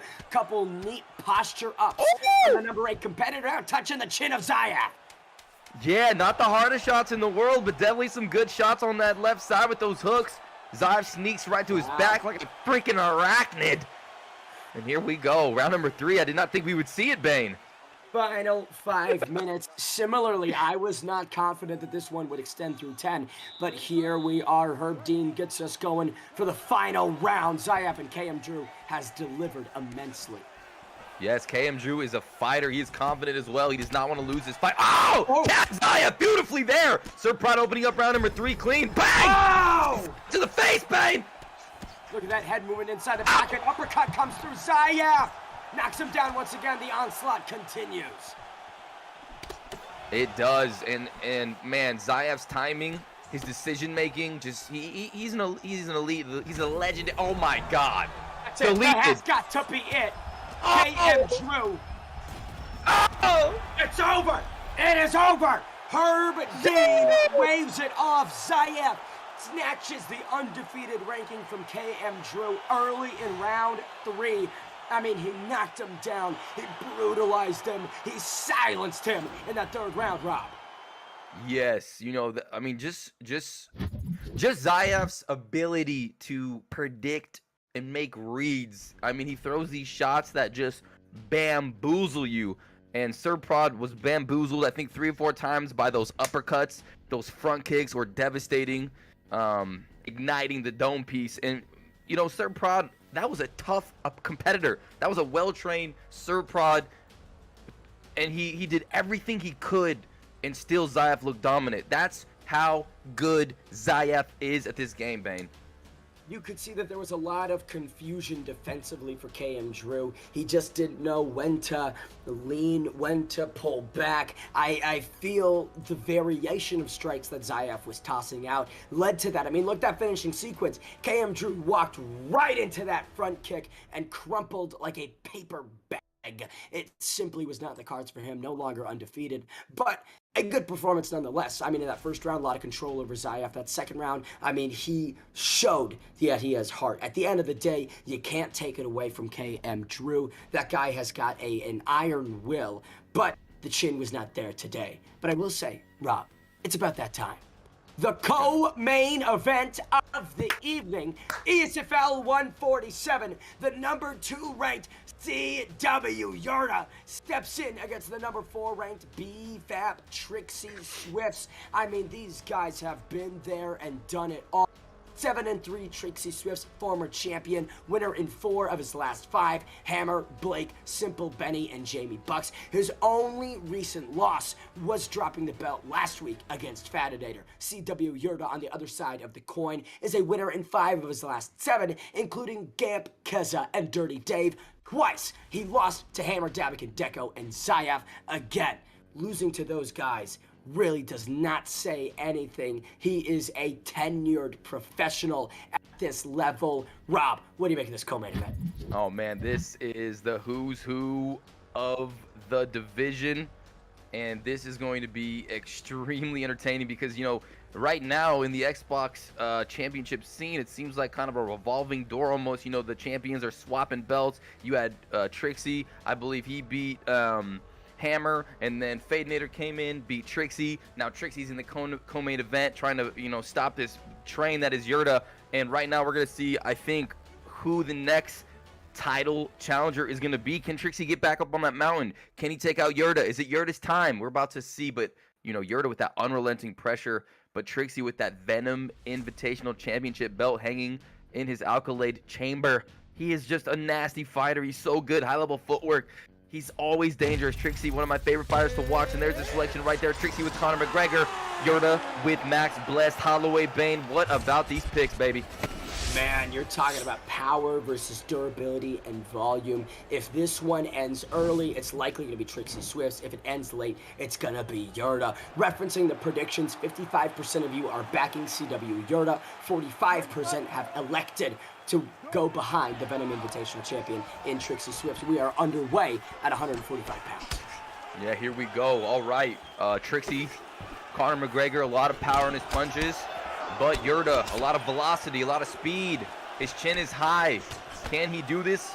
We're going to find out. Early pressure from Trixie. He's commanding the center of the octagon. Ring generalmanship, though, does switch sides. Yorta pushing forward. Yes, yes, yes. And after this fight, Bane, we'll be taking a look at the ESFL poster.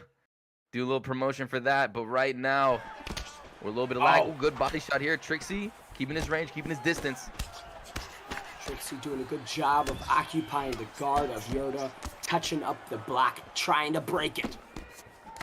Yes, Trixie is devastating in these kind of fights when he has the ability to, you know, have some space, have some time to make his reads. Ooh, he's just so good, especially with Conor McGregor. Trixie is not able to pull anything out of Yorta in terms of wrong moves, overextending. Yorta, such a calculated striker.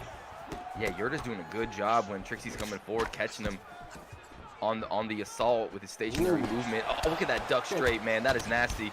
Oh, Oh! Early laceration on the right eye of Max Blessed Holloway. Some blood is leaking out of that cut. Oh, it definitely is. A nice little smack from Trixie probably caused it. Oh my goodness, but Yorta getting the better of these exchanges right now. You know, not the powerfulest puncher, but definitely making it up with timing and precision is Yorta.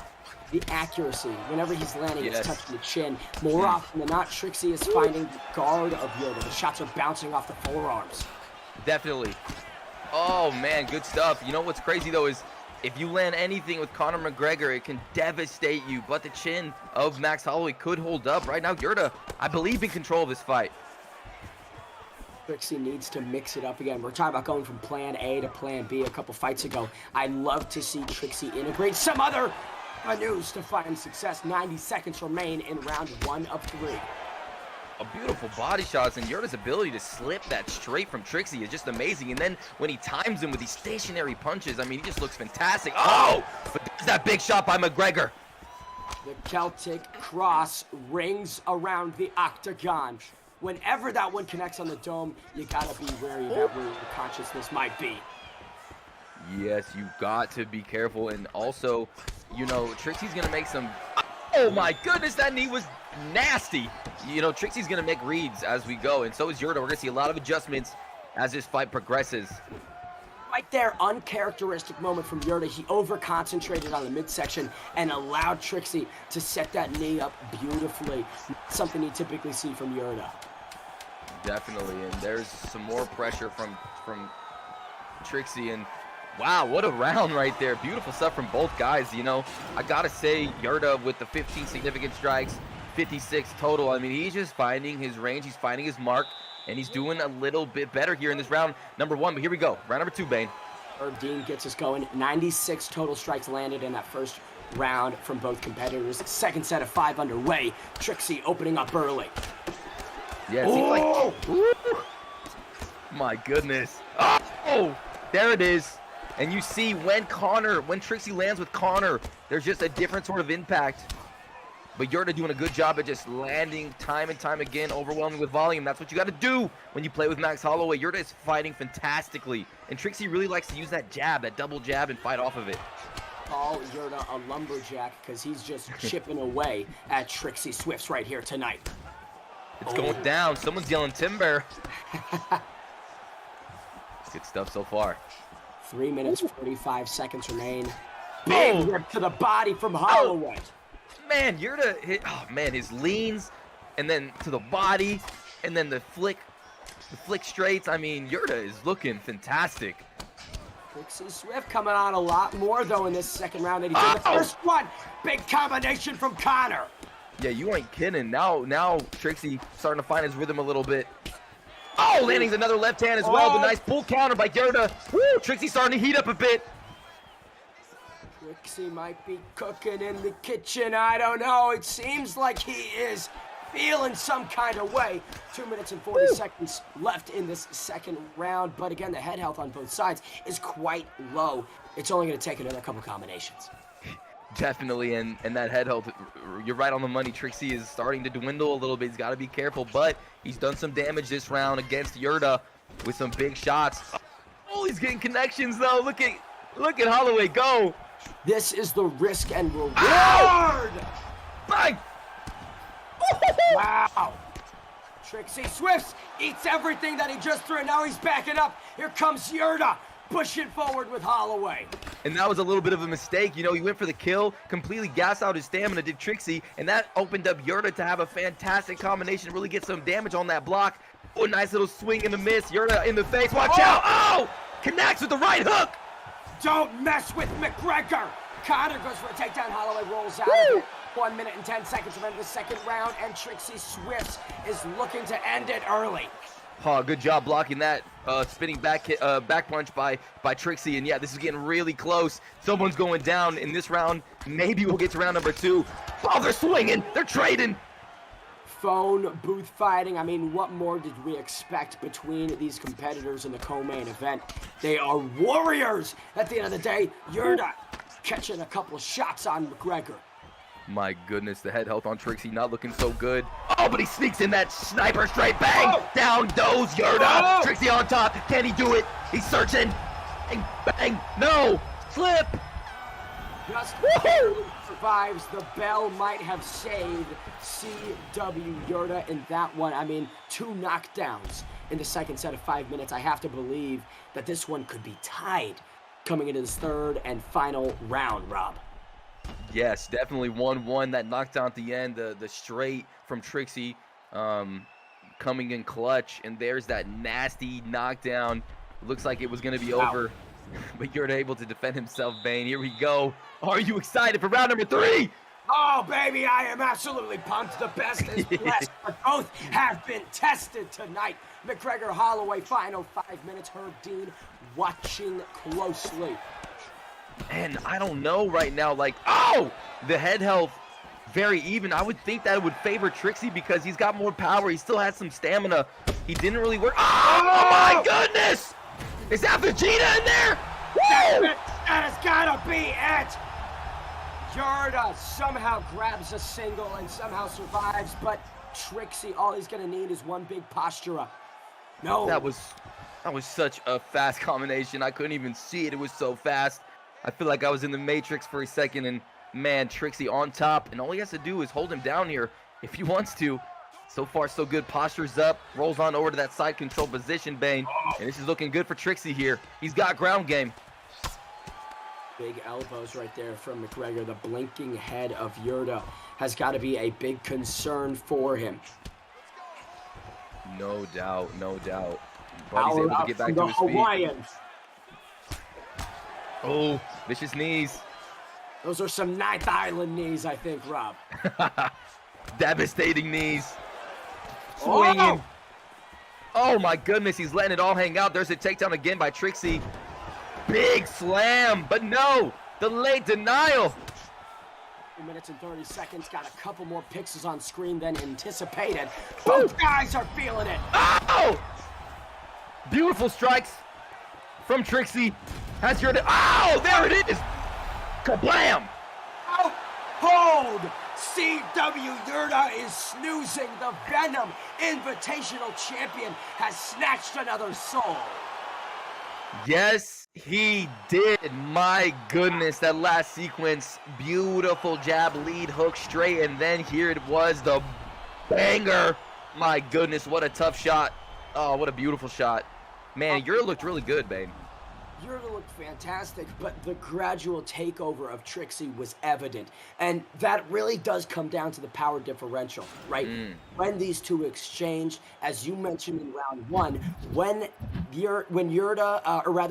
Trixie Swifts landed, there was a bigger impact, there was more significance, and the skills of Holloway, in my opinion, weren't used massively effectively. The volume, in my mind, wasn't really there from CW Yorta. I would have loved a lot more of jab, a lot more of distance work, maybe a couple more leg kicks from him, but man, you can't take it away from both guys. That was a fantastic effort from each. Top 5 action. Trixie Swifts moves forward. But I think it's this time, Rob, that we throw it over to the ESFL Live. June 5th is when it all goes down. Rob, you're going to be there. Run me through what we can expect. Yeah, let's take a peek at that picture of that beautiful belt. And, you know, it's going to be absolutely amazing. You know, the community is going to come together. Everyone's going to compete. We're going to be able to mingle. You're going to be able to meet your favorite fighters. We're going to be in the HyperX Esports Arena, the first live show of UFC 4. How much more damn exciting can it get? You've got cash prizes. The belt is on the line. And, man, I got to say this, Rob. I've worked with a couple regional MMA shows, and the belts that they have, dude, they pale in comparison to the ESFL belt. Certainly is something that you want on your wall. And one of these guys might be going home with it. Zayaf, of course, is hungry for that gold. And, man, the thing is, though, Rob, we're about to find out who gets the gold right here, right now. ESFL 147, the main event of the evening. The champion, FSK Fadanator, takes on the #1 contender in K. Caliber. Rob, run me through what this fight should be about. Yeah, you got the man, the freaking champion, Flow State King representative, you know, the man that took out Trixie, the man that's holding the belt now, 8-2. This guy is a freaking knockout artist, a legend. He's holding the belt. He's gonna be even better and more ready because he's gotten to the top of the mountain. He's got the confidence, but now he's got to go against the #1 contender, Kingsman Caliber. We've been seeing Flow State Kings and KM, the Kingsmen, fighting all night tonight. Now it's the ultimate challenge, and Caliber on a 4-fight win streak. Pablo Grips, Slick, Killer Jake, and Hammer, the former champion. This is a huge fight. It's going to be crazy, and we're going to see who they decide to pick. It's in the bantamweight division. Bane! Talk to me. It all goes down at 135 pounds. Each competitor is hovering over that Piotr Jan pick. Looks like Caliber wants to lock in the New England cartel member, Rob Font. A good counter to Jan, in my opinion. Font's got that boxing. He's got that power. But Jan's so well-rounded, and historical wins, I do have to mention, 7-0. Fadinator has put up a clean sweep against KM Caliber thus far. I will look to the betting line right here, right now, and it is quite tight. 53% for Fadinator, 47% for KM Caliber. This is as thin of a margin as you could get. The main event is underway. 147 events have come to this moment right here, right now. Fadinator versus Caliber for the gold. And I do not like this pick from Caliber. I love Rob Font, but when they nerfed his power, I think he had like a 91, 92. I'm pretty sure now he has an 89, and it's going to be very hard for him to deal with the pressure of the champion. We'll see what he has in store for us, though. Fadinator with a solid Piotr Jan pick here. You can see Caliber going high with those kicks early, but eats something for it. The king of the Flow State Kings has entered the octagon, Dan Mergliata, third man in. Ooh, there's Caliber looking for the left leg kick, comboing off of it. Nice little teep kick, pushes him down. He wants that position. He gets it. Good clinch moment. Each man just trying to figure out what the other presents. KM Caliber, big push kick. Looks like he wants to command the center. Yeah, he's doing a good job keeping the champ back. Nice leg check as well. Caliber doing a fantastic job early, landing some good shots. Man, perfect so far from Caliber. And that's what you need against Fadinator. You need to be perfect. One mistake, and it's lights out. Yeah, for sure. Definitely true. And, man, that left teep kick is nasty. I'm loving what he's doing with the left leg kicks as well, comboing off of him. He is colliding into the jaw with that right hand of Rob Font. He is. Fadinator has to be careful. You know, the challenger really doing a good job, and now he's going to the grappling realm. Couple sneaky uppercuts inside the clinch, goes to the back. Can he get the takedown? Turning to the left side. No! Caliber denies it. And throws a big kick on the break. The guard of Fadinator getting tested early. 2 minutes and 30 seconds remain in this first of 5. One will hold gold at the end of this. Definitely, and now Fadinator's starting to make that read on that left leg. He checked it and was able to combo off of it. Now we're going to have to see another adjustment from Caliber. He's got to switch it up, maybe go high. Oh, big body shots. Zayaf mentioning that Fad looks uncomfortable potentially. Does the champion have some nerves coming into this fight against the #1 contender?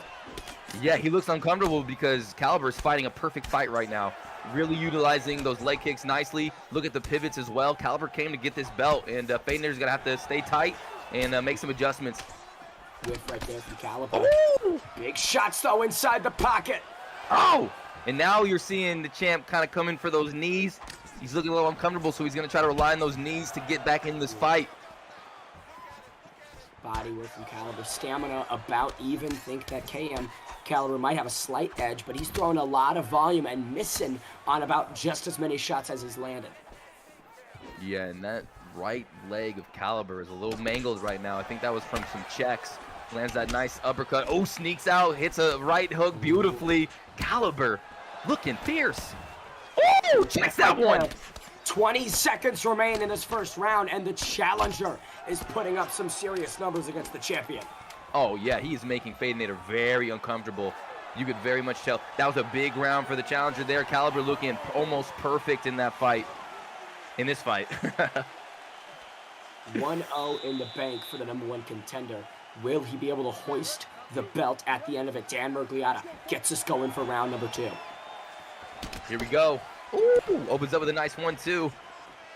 We'll see how the champ adjusts here. And we'll see what kind of adjustments Caliber makes. We've seen many fighters on tonight's card alone start strong and then lose that momentum as the fight progresses. Okay, oh! That was nasty. You see that? Oh, that left leg is toast. Not what the Kingsman wanted. Definitely not. And that's going to take away those left leg attacks, and he's been doing a good job with them. So far, the champ making good adjustments. That was a nice front kick. 9-strike advantage for Rob Font, but the champion, Fadinator, also doing such good work through the first 7 minutes. Yeah, for sure. Ooh, nice little step out there. Oh! Wow. Devastates that left leg, Bane. Here he comes. Oh! Wow! Fadinator getting comfortable in there now. He's starting to take over. In the blink of an eye, the momentum is deep, and the champion, KM Caliber, stunned everywhere. Yeah, he is, and that left leg is toast. He has to worry about that. Fadinator knows that left leg is there. Ooh, watch out! It's spicy Rob once again! Oh my goodness, and it's so dangerous when you rock somebody's leg because then you get that stamina boost and you can just start laying down some big punches, and that's what Fadinator's doing such a good job of, Bane. Fad is feeling confident through the first couple minutes of round 2. KM Caliber has had no success. He is eating every shot, and it is hurting him. Oh, it is. It is hurting him. Now he's in that southpaw stance. He's starting to look very uncomfortable in there. Fadinator starting to get some rhythm here. Oh, but a beautiful pull elbow there, Bane. Beautiful stuff by the challenger. You can't count out the Kingsman. He's the #1 contender for a reason, but he is getting pieced apart right here. Oh, yeah, this fight is close to being over. I mean, he is getting overwhelmed right now. Fadinator on top. Pulls him down. Out. Oh, he's bloody. Look at his nose. It's busted. Oh, he got it. Wall walk and reverses. The champion, though, with the reversal of his own, right inside control. My gosh, Fadinator on fire. Gets that beautiful up denial. Big elbows there. Blood just splurting out like a fountain. Rob Font is leaking. There are many lacerations across his face. Just under a minute remains. Rob, I don't know if we're going to see round 3. We may not. Just depends. Oh, sneaky, sneaky. Caliber able to get to the back, and that's going to guarantee himself round number 3.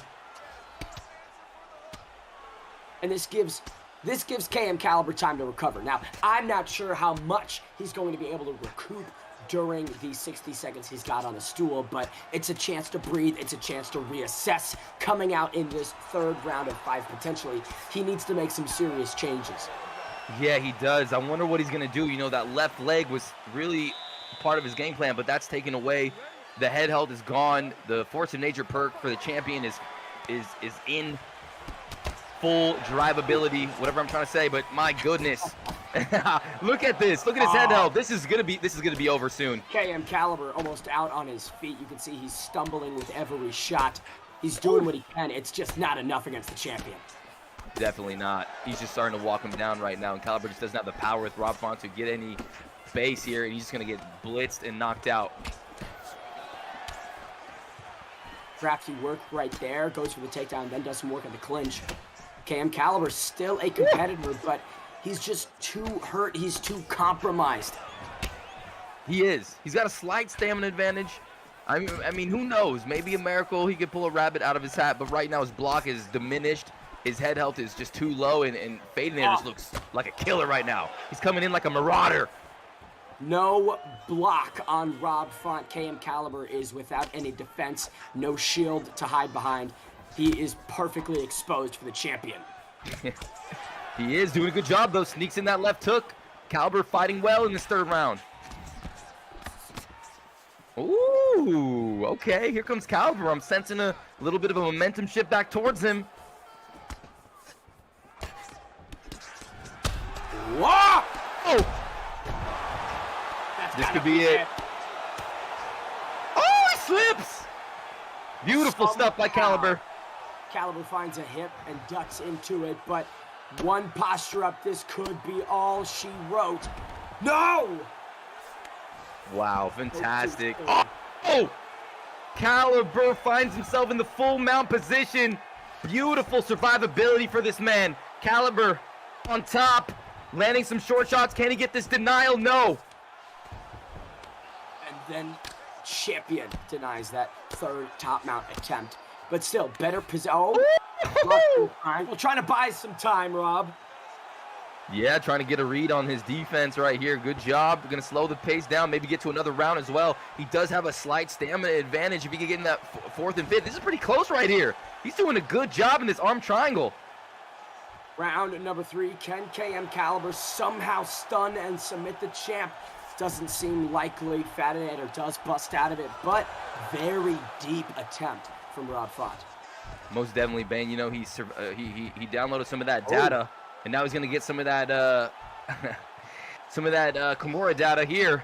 We'll see if he's able to get it. Stamina advantage. Not a lot of time on the clock. He might get this. Look at this. He's filling it up. He's doing a good job. Good defense, but when it gets close here, Bane, it gets a little wild at the end. It seems like the champion will be able to break out of this second submission attempt. 5 seconds remain. I don't see Caliber getting the tap. Wow. Very close. Look at this image, though. Round 3 ends with KM Caliber cranking the arm of the champion. What a comeback. You have to maybe put that round in the books for him, which means that the champ is down coming into the championship rounds. 2-1 in my scorecards. Yeah, we'll see. That was some good submission attempts there, and now he's got, you know, the joint locks and the chokes. Oh, but he gets stung by a stray. He's got to survive here. Good lean to that right side. Goes to the takedown. Can he get it? No. Fadinator denies it, and then Judo tosses him to the ground. What a ride that KM Caliber just went on over the hip. This could be it. Another elbow is going to do it. Watch that posture up here, Bane. No, he goes to the back. Smart decision. Somehow Caliber makes the read, though. Gets the denial and goes into full guard. Beautiful stuff by Caliber. He has to hold the head of the champion down. He can't allow a posture up. That would be he gets it! Caliber fights back sitting! A big mistake by Fadinator. Caliber on the ground is doing so well here. Sneaks to the back, Bane. It's the back mount. Can he flatten out the champion? Oh! He flattens him out! Oh! Caliber on top! Dropping bombs! Caliber is teeing off right now on the champion. Now in full mount, postures up. This is awful for Fad. Oh my God! What a comeback! And no! KM Caliber has pulled out the upset of the ages. The brink of defeat. Now he's the champion. My God, he flattens him out. He flattens him out. Let me calm down. He flattens him out, and they go to the full mount position. He denies the left transition, and then Fadinator completely gassed, postures up, 3 punches down the middle with the hook at the end. Bang! My God, that might be the best comeback I've seen in a long time, especially in a fight with so much on the line. Caliber and new. The ultimate finish, absolutely pummeling the skull of FSK Fadanator into the canvas. Now, his third defeat.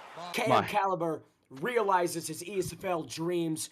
What a win for the Kingsman. I mean, they might have been able to draw it up better than that, Rob. Maybe KM Caliber could have taken a few less knockdowns.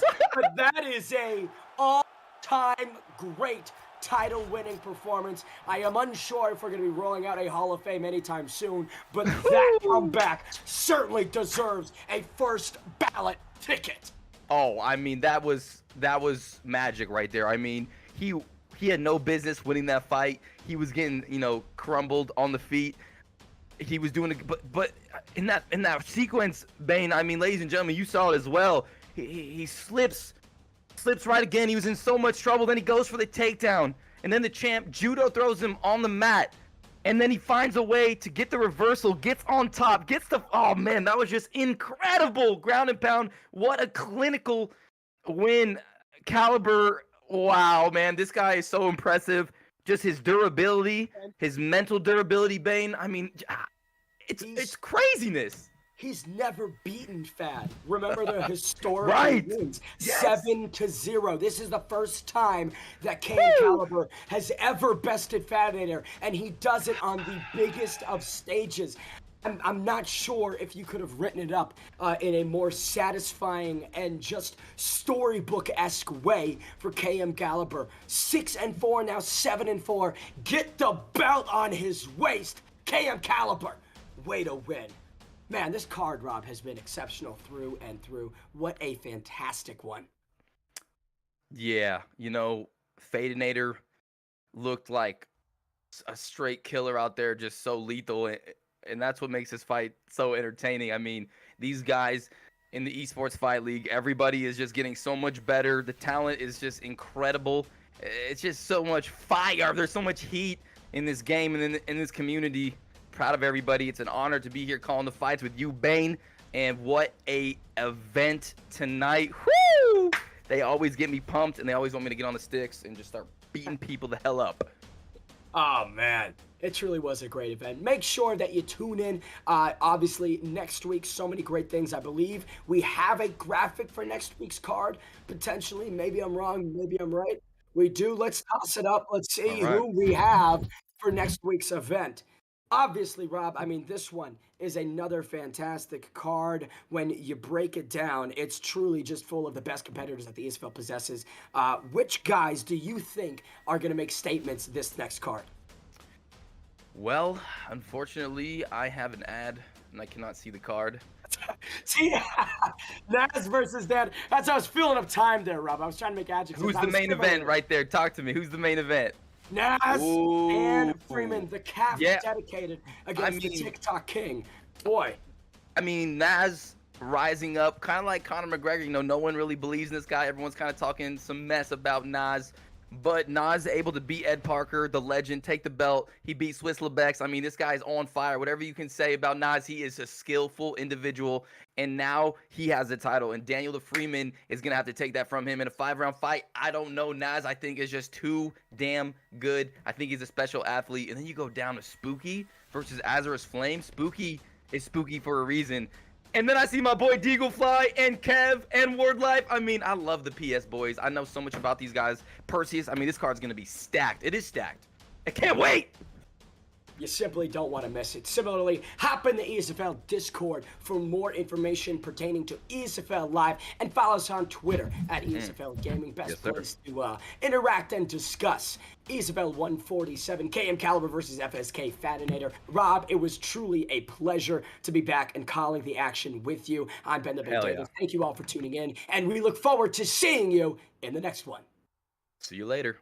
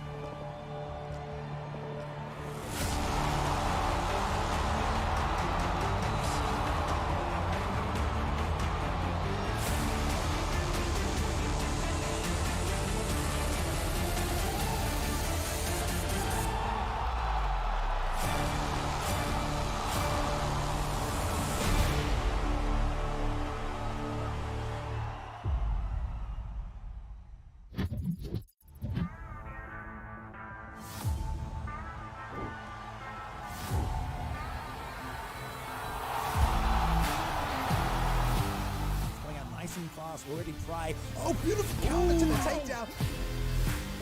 Thank you for joining us tonight. The disadvantage Desire, but then he. Waiting too much on Trixie. Nice shooting, good turning.